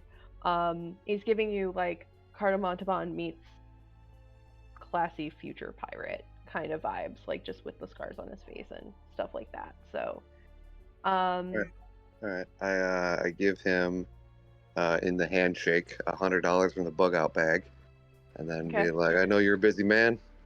I'm interested in some antiques. Are you aware of any antiques that might be antique auctions that might be happening in the near future? He just kind of like inhales his cigarette, kind of looks out in the water, and he goes, "What kind of antiques?" Well, the kind that I can't go to the antique roadshow for. And then I just kind of straighten up to him. The kind that I would be coming to you for. Or I would be asking you about. All right, he said, let me be more specific, since usually our transactions are a little bit more simplistic with your needs for blowing up safes. I wasn't prepared for this. Real or fake? Real. Maybe even more real than real. It would be an auction that would be extremely interesting clientele. Elite. Okay. I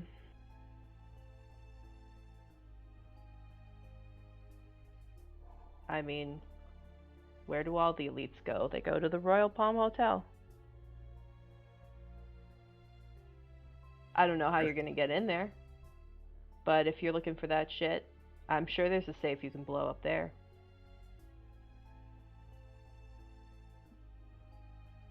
Okay. Otherwise, things are going good. Good with wife and kids.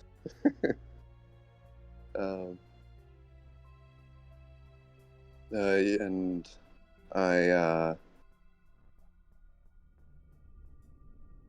have a thing that is happening tonight around 8. And if you have if you come across anything that you feel I might be interested in, give me a call, and I will make it worth your while. Calls are extra. He holds out his hand and he takes another drag. Well, maybe that'll be filled when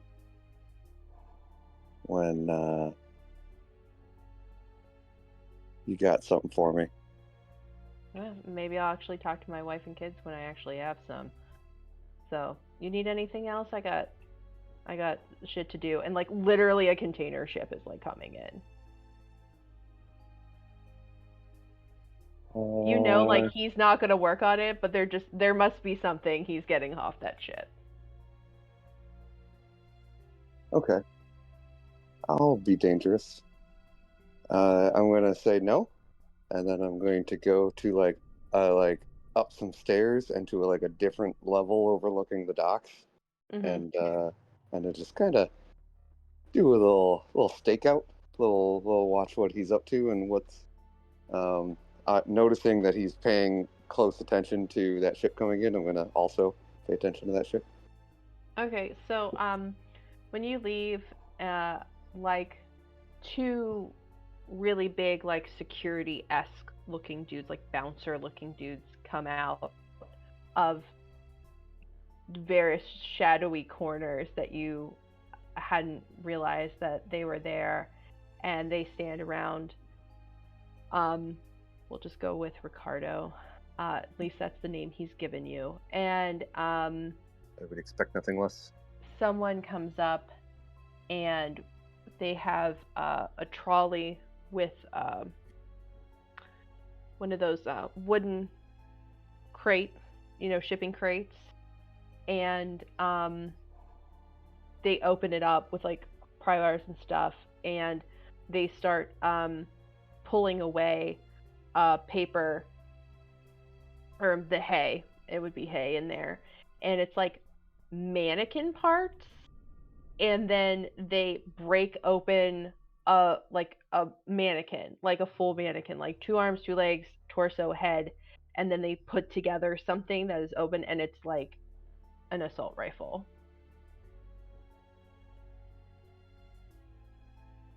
And they hand it to Ricardo, and he's like looking over it. Inspecting it.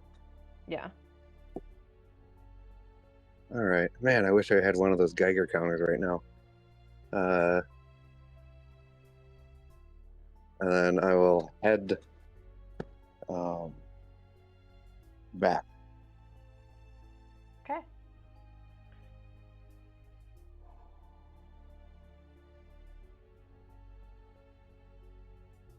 Great. Okay. Who wants to wake up next? Who wants to be the next early morning person? How do we deal with time? It's just whoever wants to go next. It's not a big deal. I can jump back and forth in time before 8 p.m. before Cheryl. You meet up with Cheryl. I got you. I meant of day. Of day. I would say if you go back, it's probably about like 6 a.m., 7 a.m. I meant the 3 o'clock right now. Oh, in terms of game. Yeah, we have about 50 minutes. Does anybody need a quick break?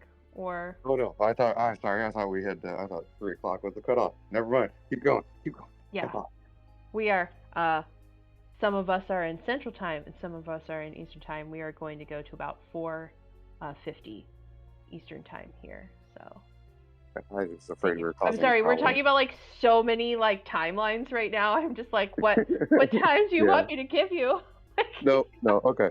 So yes, Okay. I go back to, or Frankie goes back to the thing, and then whoever wakes up first, I guess. I think I'm probably the last to wake up, so someone else can go next. Matt will go next. Okay. So Matt, let's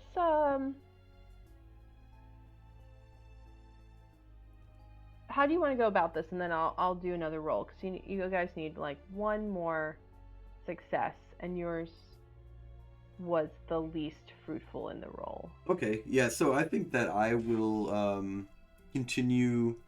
This time I want to dig more into like the FBI people and just kind of through my contacts that I have in the police, see if anybody could, run it up there, chain pull and see if, just to verify that these are actually police officers.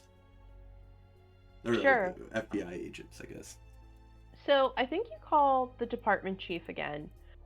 He was your buddy. You decided to leave. He decided to level up, and you call him. Instead of like leaving a message on his home phone, like maybe you call him at work this time, and he picks up, and he goes, well, let's come up with a name. He goes, Deputy Chief Danvers, how can I help you? Hey, Danvers, man, how you doing? Fuck, Matt, you called me at work? I need help. There's weird shit going on, man. I just need you to look up a couple of names for me and check to see if somebody's actually in the FBI. And any info you can get me on. I got some FBI people who have been fucking with me, and I just want to make sure that they are who they say they are. All right, I guess I owe you for that. For that one time you saved your life? Yeah. Yeah. Yeah. Thanks for reminding me.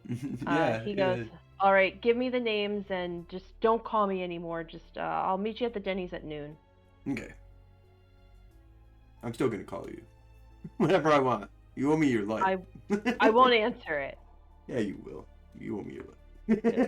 Hang up. All right. Give me a manipulation or presence plus persuasion roll, just to see how much information he'll be able to get you, and then we'll fulfill the milestones.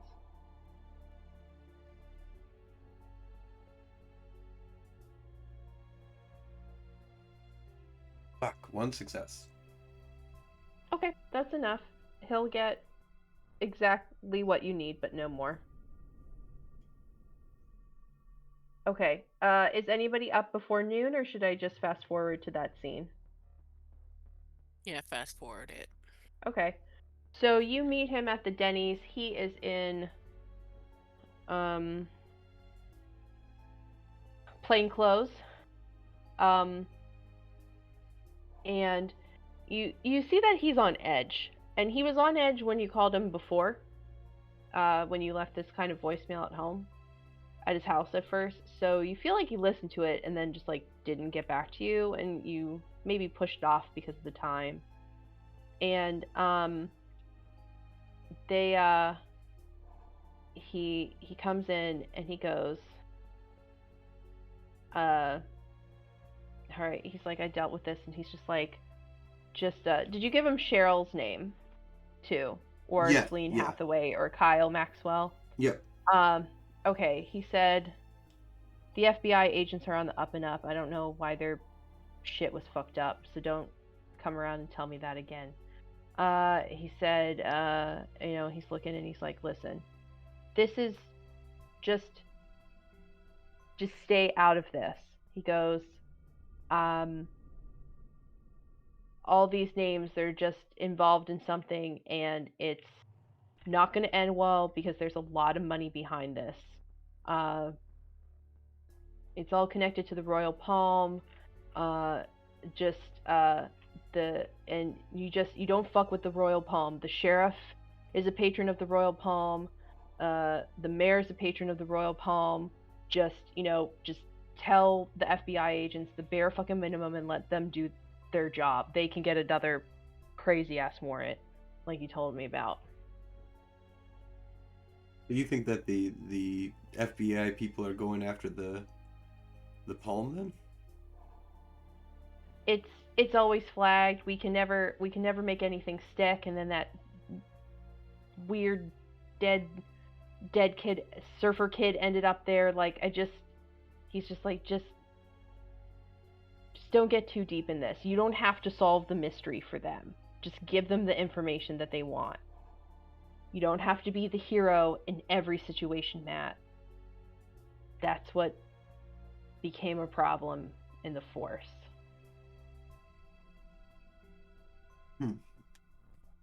Awesome. Well, thank you for the information. I'll take what you're saying to heart. Okay. And then he'll leave before the waitress comes over, and he'll leave like a couple dollars on the table. He's like, it's on me, and he's like, don't get killed because of this. This isn't worth it. Never is.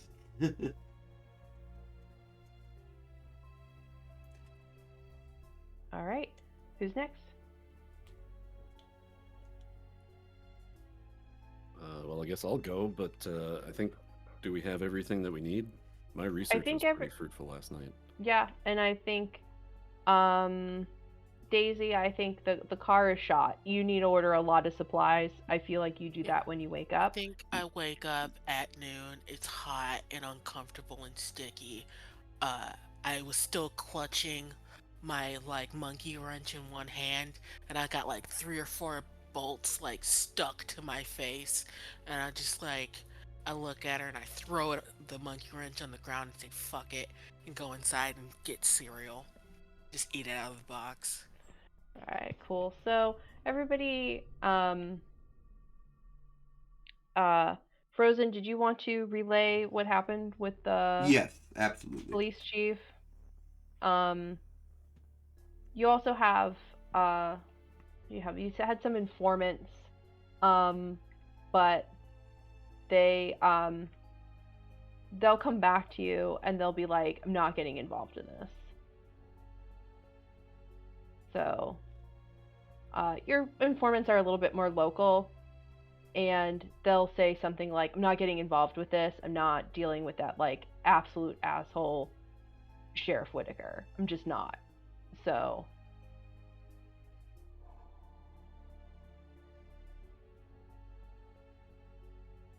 So you have you get some voicemails back when you enter Okay, cool. with your contacts. Yeah.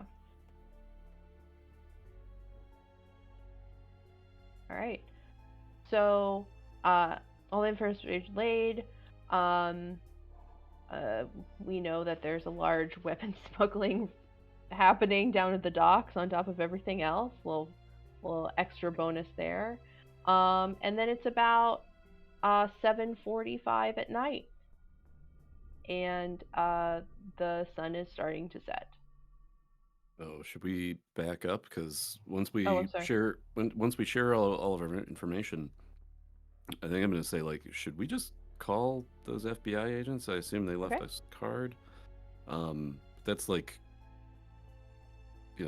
that's a group decision. It seems like they look into shit like this. They told us to call if, Cheryl called us.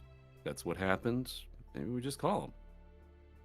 What do we do with the tinfoil ball? I don't think anybody needs to know about that. I agree. I agree. And then I just like make myself some coffee, take a sip, and and then I add some brandy to it. It's my off day. I guess. By the way, your car is shot. You might as well just buy a new car. Whatever happened to us happened to your car, and she didn't make it. Whose car was it? I can't even remember. I think it was Matt's. Was it my It's car? Matt's or I think so. Daisy's. Yeah. Oh fuck. I think it was Matt's car because I was like, I'm gonna drive. But Daisy drives because she has 4 in pilot. Yeah. Yeah, I have nothing in pilots. So Whatever. Fuck. Just have to walk everywhere.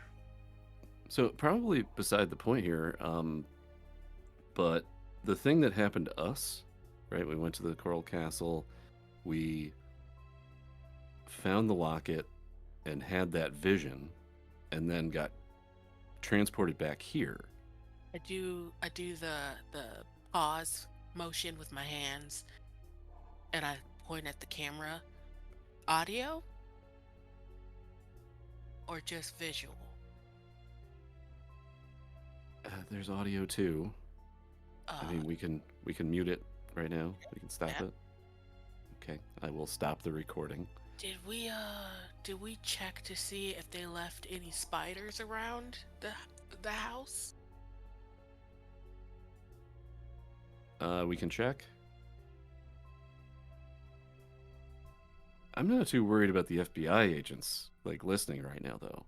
We're about to call them. Yeah. But I did kind of piss them off a lot, so. All right. Well, let's look for bugs just in case. That would probably be technology, intellect, or resolve. I don't want to always use cunning just because it's the highest number. Sure, let's do intellect. You you've probably read like manuals where it's like always put one under a desk, always put one in a light, like that kind of thing. And I got a single success. Oh yeah, fuck yeah, they're like everywhere. They die hard at this. They followed the manual to a T. Yeah. Okay, well, let's talk about this outside then. So the thing that I wanted to bring up was, I think that happened to Kyle too, right? Kyle did get electrocuted, yes. Yeah, but Why didn't we die? I think Kyle was electrocuted and died there because we found that cable that was in the fountain. We disabled it. Yeah, we fixed that. Kyle didn't have the locket. You guys had the locket. Yeah. Oh, so that's the only reason why we didn't die? But I think he got shunted back to a previous time, similar to us, but he was dead already. So it was 8 minutes after you were there. Like it's just like if you had traveled, you would have traveled 8 minutes. Was lost, but a lot of space was done. So he was found, the night he supposedly died, in, he was found dead in the Royal Palm Hotel parking lot. Yeah.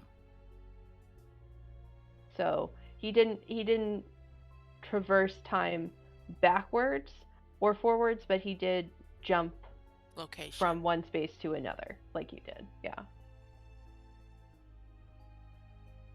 Well, I mean, we already assumed that he was there, and that's how he died. So, Yeah. Mm-hmm. I guess I'm not sure what's going on. Oh yeah, Frankie found footprints that like matched his like flip flops and stuff, and he fell into the pool. Yeah. So anyway, should we call the FBI agents and tell them Yes, some stuff? I think that's the All right, well, best step. Yeah. Well, I'm not good at talking. I'll talk. All right. So I'll call up the FBI agent. And you'll get Noriko, and she'll be like, "Oh, you decided to call. You have any information?" Yes. She did call. She told me about stuff that we kind of already knew about a little bit with the dude being, at the castle and stuff. We haven't told her anything yet, but we asked her to meet with us at 8 o'clock tonight. And so we were probably going to reveal information about her quote-unquote dead brother. Okay. Well, but I wanted to see what do you need us to do anything at this point? just need to get her there. We'll make sure we're there as well. Stealthily, not like the last time we came by. Are you just going to be surveilling us, or are you going to be like taking her in? A little bit of column A, a little bit of column B. Okay.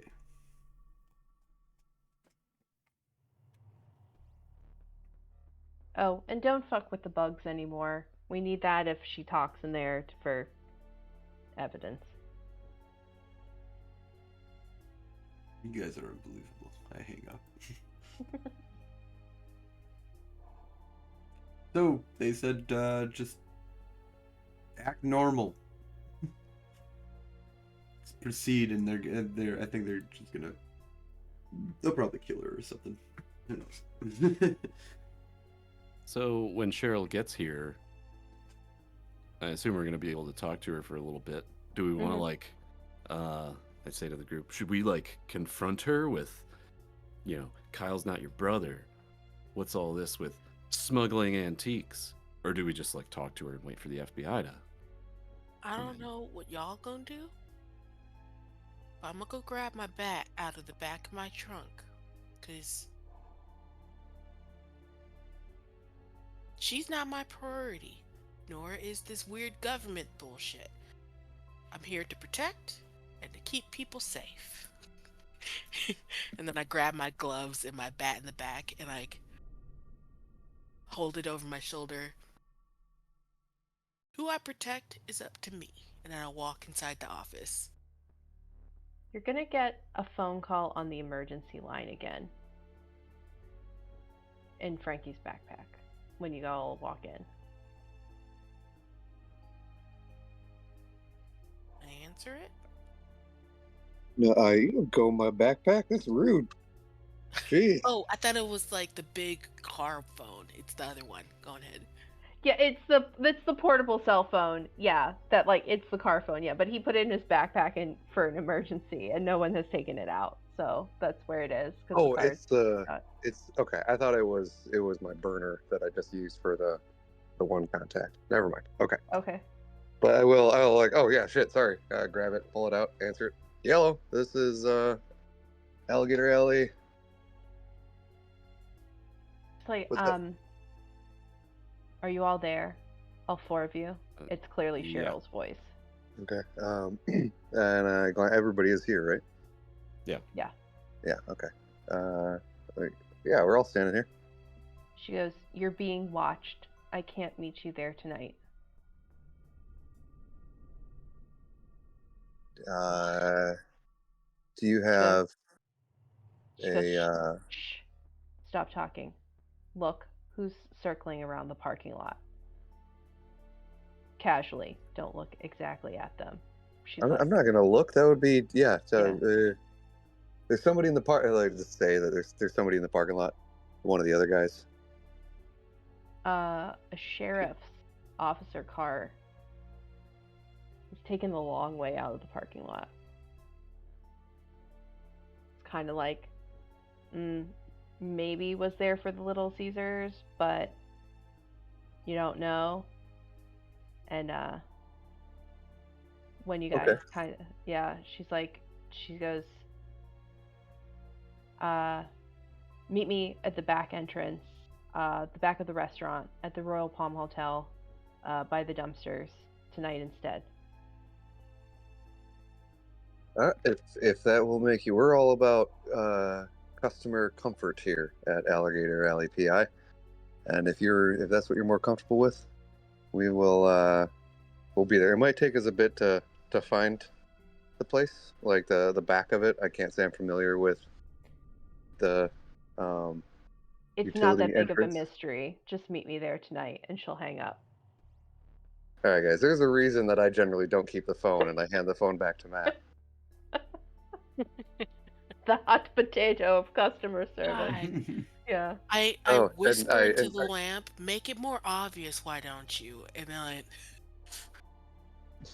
how the fuck are we supposed to get there? The car's fucked. Am I the only one who have a car out of you guys? Jesus Christ. Okay. Don't try. I guess I can go get a new car. No. We are not doing Trinity Continuum car dealership. Do not have enough time for that. I'd like a lease, please. We could so take when the you- bus. When you see the sheriff drive by, he kind of like the car had stopped a little bit in one area of the parking lot and then pulled out. And there's a car there. And I'm just gonna give this to you, Daisy. It's Kyle's car. Sweet. I don't even talk to anyone else. I'm like, I've already broken into this vehicle. I'm fine with that. It doesn't have a boot on it. It just needs some wheels, and you could probably like I slap on the make Matt's shift from the cars. yeah. So yeah, it seems you, between being tired and overwhelmed from the night before from the raid, you didn't notice that it was parked in the parking lot. You know, people leave shitty cars here all the time, or Yeah. park and then walk to an apartment complex. Like, it's not that like cool of a strip mall, you know, kind of thing. So Yeah, I think Daisy's like, she's tired, she's stressed out. The weirdest shit has happened in the last 48 hours. All of her decorum and like kindness that she's gotten from being an EMT has died, and she's back to how she was when she was a street racer. She pops the lock in the car that clearly is not hers, hops in, and just points at everybody to get in the car. I get in the car. I rummage through the bag, grab some money, and then get in the car. okay, as you all walk out, there's a person walking with the someone else, and it's starting to become 8 o'clock. Like, let's say it's more like 6-ish. You know, like you had some time, you had some more break time. Maybe you had to take a nap or deal with other cases. And a person is like walking up to you with a clipboard, and they're just like, "Hey, we need to get signatures for the mayor's re-election campaign, and we just thought, would you like sign this paper to get him on the ballot?" And there's like a younger girl, like super bright red fire engine hair, you know, tank top, shorts, flip flops, and another guy that's like white t-shirt, jeans, and they're like, we're canvassing for Mayor Coolidge.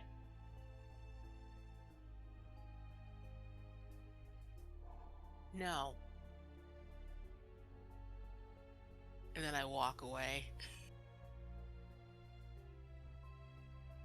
Tell that pig to fix the potholes, and I get in the car with a bunch of my technology. Oh, I should probably bring the locket in the foil ball. I think Yeah.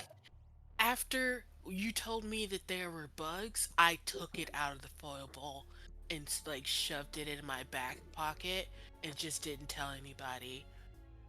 So you can keep the ball. It's got nothing in it. Can I say that I still think it's in there? Yeah. Yeah. Okay. Perfect. Okay. I think we're just gonna go to the Royal Palm now. Okay, great. I want to ask him about Coolidge's stance on trade. On trade? Yeah, He's just the mayor of Miami? yeah. What's he gonna do with the docks? Does he want to tariff it? Does he feel a tariff is too strong? What's when it comes to trade? What's his stance? They're just like looking at you and they're just like, well, we can explain more after you sign this paper, but you know, he's always wants to keep job opportunities high and unemployment low. So the docks being such like, and they go on like this kind of roll the like window she down. literally has like one thing she can talk about, so she's trying to make like her spiel like make sense for your very complicated question. Oh, no. Yeah. I roll the window down and say, Tinkerbell, get in the car. Oh, it's Frankie. Oh, I is it am in the Frankie? car. Well, glancing back, is I everybody knew else I in was the gonna car? mix up one person's name. Is everybody else in the car at this point? I don't know. Is Matt in the car? Yeah, I'm in the car. Trying to distract him. Yeah. You are the Okay. only one outside of the car. Okay, so I'm gonna glance over my shoulder, see that everybody's in the car, and they're obviously ready to go. And then I'm just going to be like, that's interesting, and then just turn around and sprint away from them. Wait, Just what? full sprint, dive into the back window. I hope it's rolled down. I like to think canonically this is what I'm gonna do. You just like book it and then like no one rolled down the window because no one read your mind that you were gonna do this like TJ Hooker Dukes of Hazzard like stunt. And you just kind of like hit the car a little bit and you're like opening the door but the handle's a little broken and whoever's sitting in the back has to like pull up the lock for you and you just like keep looking back at the canvassers. Yeah, I'm sitting in the back. I'll help him in after a second. Come on, we gotta go. We need to have a conversation about keeping windows accessible. hit the pedal to the metal. Reach the tires. Let's go. Burning rubber. So, I'm gonna go glance back at the canvassers. Do they seem like, what the fuck just happened, or do they seem like, oh shit, we gotta get moving? No, they seem like they're watching you. As we exit the parking lot. Yeah. Okay. And they're like calling someone on a phone. Yeah, well, they're definitely part of the tail, so we're gonna have to keep an eye out on the road. I was really hoping to just confuse the shit out of them because I get a lot of personal enjoyment out of that. And so I'm going to keep my eyes on people trying to tail us as we're driving. Like I said, like part of your motto is customer service low, investigation high. Alligator Alley PIs were there to solve the mystery. So it could be your new jingle since you guys are like, or you need to hire someone to answer the phone. Like one or the other. Like if Matt can't do it all the time, losing business. So you get there. It is there's some traffic. The Royal Palm's like really deep in Miami, so you get there around 8. And Cheryl is dressed to the nines. She's like an evening dress. It was hard to get through the parking lot. You were asked you know, at the entrance by the security guard where you're going, and you said like the back of the restaurant, you know, he just assumed, he's like, oh great, wait staff, whatever, like just go. And there's like a lot of like, I'm gonna say like old timey like Disney cartoons. There's the two spotlights, you know, like it's a movie premiere or whatever, you know, like there's a shindig going on. So And as Cheryl is you yeah, she's like dressed up in like a gold evening gown and her hair's all done. so she's here for the party, but it's totally cool for her to like hang out by the dumpsters. She needed somewhere where you could go, I guess. She's taking a smoke break. You can take a smoke break anywhere. All right, well, let's get out of the car and talk to her. I don't get out of the car. I get out of the car.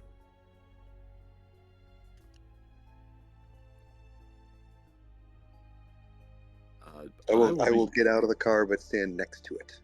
Yeah, I park the car with the trunk, facing the end of the alley, and like just palm my bat in my hand and like act like look out. It's like I've basically closed off the alley. Okay. And just to be clear, no one called the FBI just for the change of meeting place? We talked into the bugs. Yeah, we said it You out talked loud. into the bugs. Okay, perfect. I said you Yeah. suck at your job. Change the plans. Gotcha. Okay. So she comes running up to you and she goes, "Do you have any news?" We did find that, unfortunately, I'm sorry to tell you, but your brother, has passed away. She goes, oh no. And like, there's like, Matt, you notice for a split second she has to like turn on the emotion.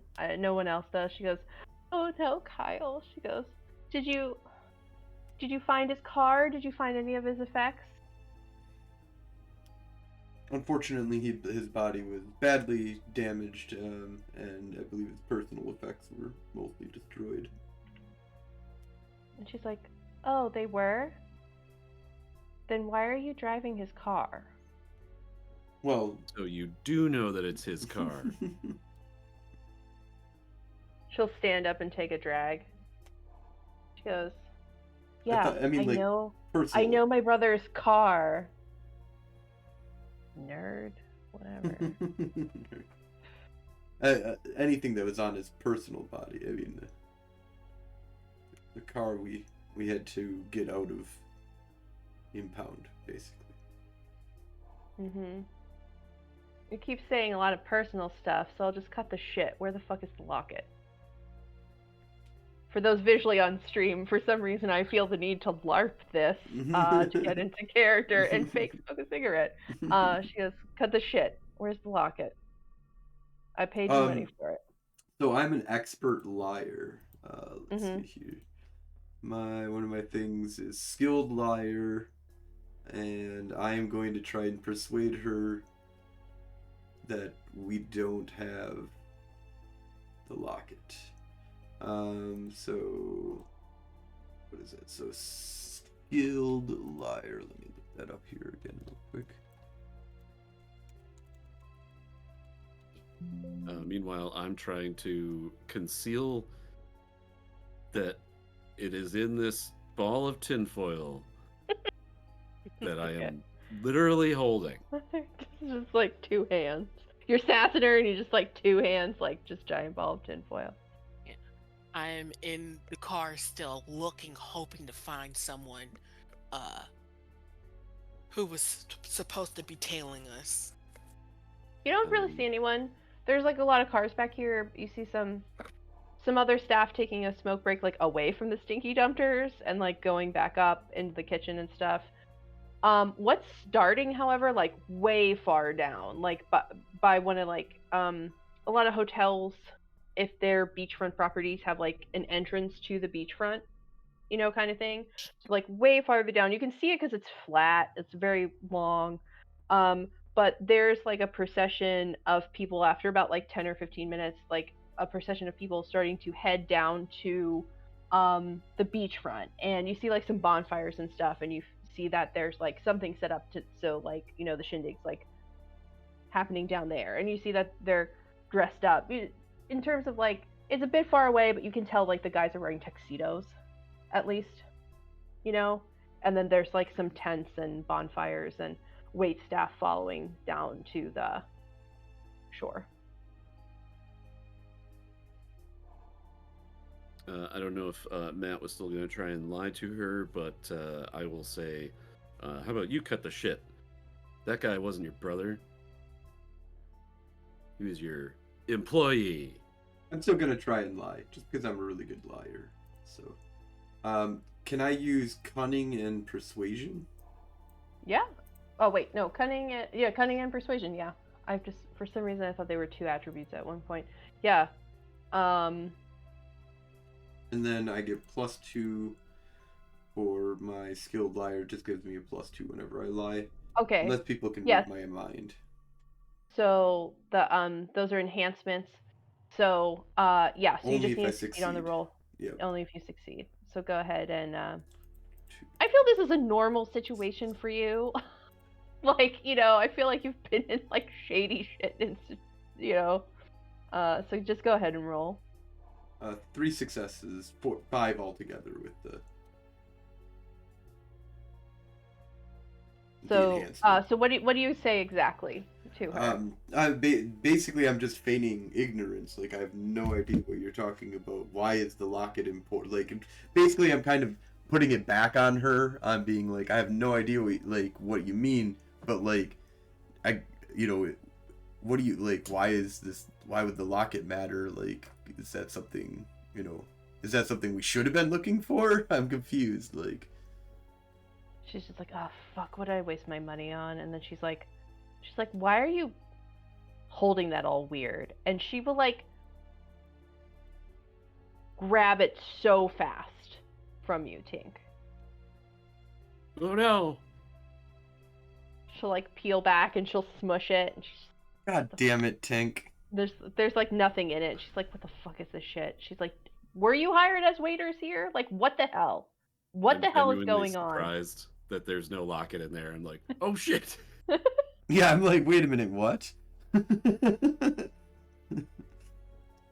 So, as everything starts going, there's like a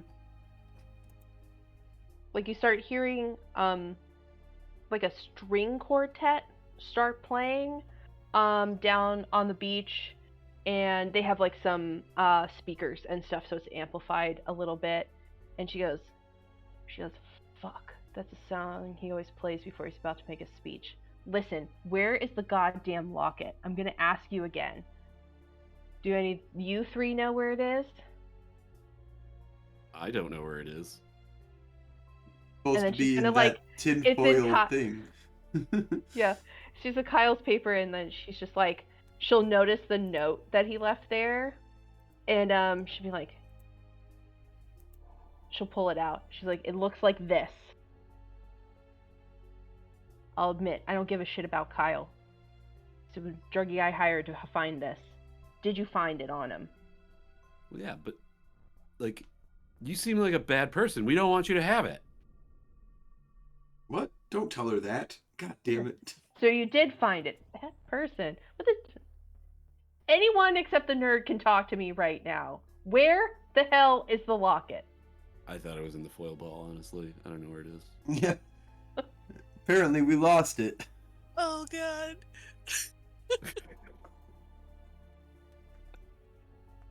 So Come on, Daisy, what are you doing? She's like, I'm in listen. the car. Anybody who opens this car door without it being one of you 3 is getting a bat to the face. She'll open up her like little clutch purse. Like, she'll throw down her cigarette, put it down. She'll open up clutch purse, and she's like, listen, either I can get it or that dickbag Henry can get it. And I'm gonna tell you right now, you do not want him to get the locket. So I have $300. Like, just tell me what's going on. Where is it? $300,000 you're gonna give us? 300. No, just Three, you're three, used to all the thousands now. No, No, we're down in the hundreds. no, You guys no, do no. legwork, yeah. Now it sounds like So- we're in the hundreds of thousands. The way Look. that of what you want, why should we give you anything? Yeah. Why do you want us to tell We you we what's found going on? your You tell your us what's going on. brother. We've done our part. Like, you didn't hire us to get a locket, and if you would have hired us to get a locket, then you would have been paid. But now we understand that you are looking for some kind of really important locket, and I think that in order to help you find this locket, it's going to cost you $300,000. For fuck's sake. She's like, why do I deal with this? Why do I want to be here anymore? And she's starting to look. She's like, I need another cigarette. And two security people come over, and they grab her by the shoulder and they look around and they go, all of you, Mr. Flagler wants to see you. Follow us. Finally, maybe somebody will tell us what's going on. So, do you go or do you resist? I'll go. Okay. Go. I Is she so you- resisting? I look out the car window, and I'm like, what the fuck are y'all doing? Where you So- going, buddies? Respecting authority? Ooze. Get in the car. Ma'am, I we think- need you to come with us, see Mr. Flagler. Oh, Jelly's on screen. Hello, cat. I close Cheryl. my eyes. Cheryl, tell us what's going on. Or we're gonna keep going with these people. You gotta convince us here. Let's just go. I need the goddamn thing. It opens anyway. I get Not out a of the locket, car it's a and I key. walk in.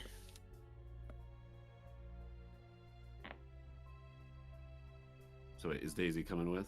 Yeah, I just power walk, and I look at all of you so mad. So, they take you down the promenade, and you go to one of the tents that's like closed off, and there's other open tents with like dancing and a bar and food and stuff like that. And they lead you into this tent, and there are a couple people there. Again, all in tuxes. You have Henry Flagler III. You have Mayor Coolidge. You have Sheriff Whitaker, and you have a few other. Like, I feel like between all of you, you would know there's some like elite businessmen, or like maybe the chief of like a bank or something like that. It's just a lot of elite men in one room. And he goes, oh, thank you, Joey, I appreciate it. Celine, or I'm sorry, I should say Cheryl, just go ahead and sit down. Thank you for dressing for the occasions, as the rest of you. Just go ahead and sit. What we need is to just get some supplies off of you so we can have the event go as planned. We've been waiting for you this whole time. The fuck are you talking about? Miss Daisy, we need the locket. It's part of the ceremony. I say, We're going to open the chest tonight and make everyone's wish come true. perfect. I'm more than happy to oblige. I find something like the tallest, biggest pipe that I can find, and I start just going to town. I don't care anymore. All right, so the tallest thing you can find is like the pole to the tent, and it Yep. is like not moving. And you kind of struggle with Joey and the other bouncer, and you go back and forth, and the locket falls out of your pocket, and it supernaturally, almost telekinesis, goes into Henry Flagler's pocket. He goes, "Oh, we have dinner and a show tonight," and everybody laughs, and they're lighting cigars and stuff. And he goes, "Come with me. I'm going to show you the change of the world." And the music stops, and you hear over the announcement, he goes, "And now, thank you, donors, for the newest addition to the library." And um, we're going to hear something from our leader, Henry Flagler, owner of the Royal Palm, who's going to showcase his newest um, uh, uh, gift to the Museum of History, uh, the chest of wonderment. And you see on this pedestal, it is this scary ass looking bronze treasure chest, and it matches the locket. It has tentacles and wings, and you can't find the face of what this creature is that's been made into metal. And you see in it there's like a hole just the size for the locket, and Cheryl had mentioned it's the key. And he goes, "Thank you, everyone. I'm so glad we built a new library for the citizens of Miami, so they'll always have access to all the great classics like Charles Dickens, and the new movies like the new classics like Bill and Ted's Excellent Adventure." And there's like a laughter of polite applause, kind of thing. And he goes, "Tonight I'm going to show you real pirate treasure. It's been a legend here in Miami for so long, the Chest of Wonderment. Various local pirate crews have said that it's been buried around, and we found it, and we're going to put it on display. And we are going to open it up tonight in front of all of you." And he goes over and he puts the key in, and he opens up the chest, and what comes out is an idol. And it is about like a foot big, and it is bronze as well, and it's all the things that were on the chest. It has a squid-like face. It has a large body. It has wings. It's kind of hunched over. And he goes, "Ah, yes, here it is." And he goes, "I just want to say, this is one of a pair. And unfortunately, we're gonna make my dreams come true tonight. And tonight, I gain all the power that I've ever wanted. And I'm sure they'll make a book about this to put in the library." And he smashes it to the ground, and inside of it is a gem that slowly feeds into him. It's kind of like red flux, and he starts glowing, and a storm starts brewing on the ocean, and lightning is far out, and people are screaming, but the security guards aren't letting them go. And Cheryl's like, shit, fuck, I'm never gonna be able to go out in the daylight again, you stupid bastard." And he goes, "Yes, honey, I just, immortality's my thing, you just got a half version of it." He goes, "But if all goes well, maybe you won't get eaten by the squid." And like there's tentacles start coming out of the water, and people are taken, and the lightning strikes exactly where the chest is and the locket, and all of a sudden the four of you find yourself in the exact same place, but it's daytime and the weather's nice. And Squid's gone? Yeah, Yeah, there's still like giant kraken trying to eat everyone. Oh no. But the hotel is not there anymore.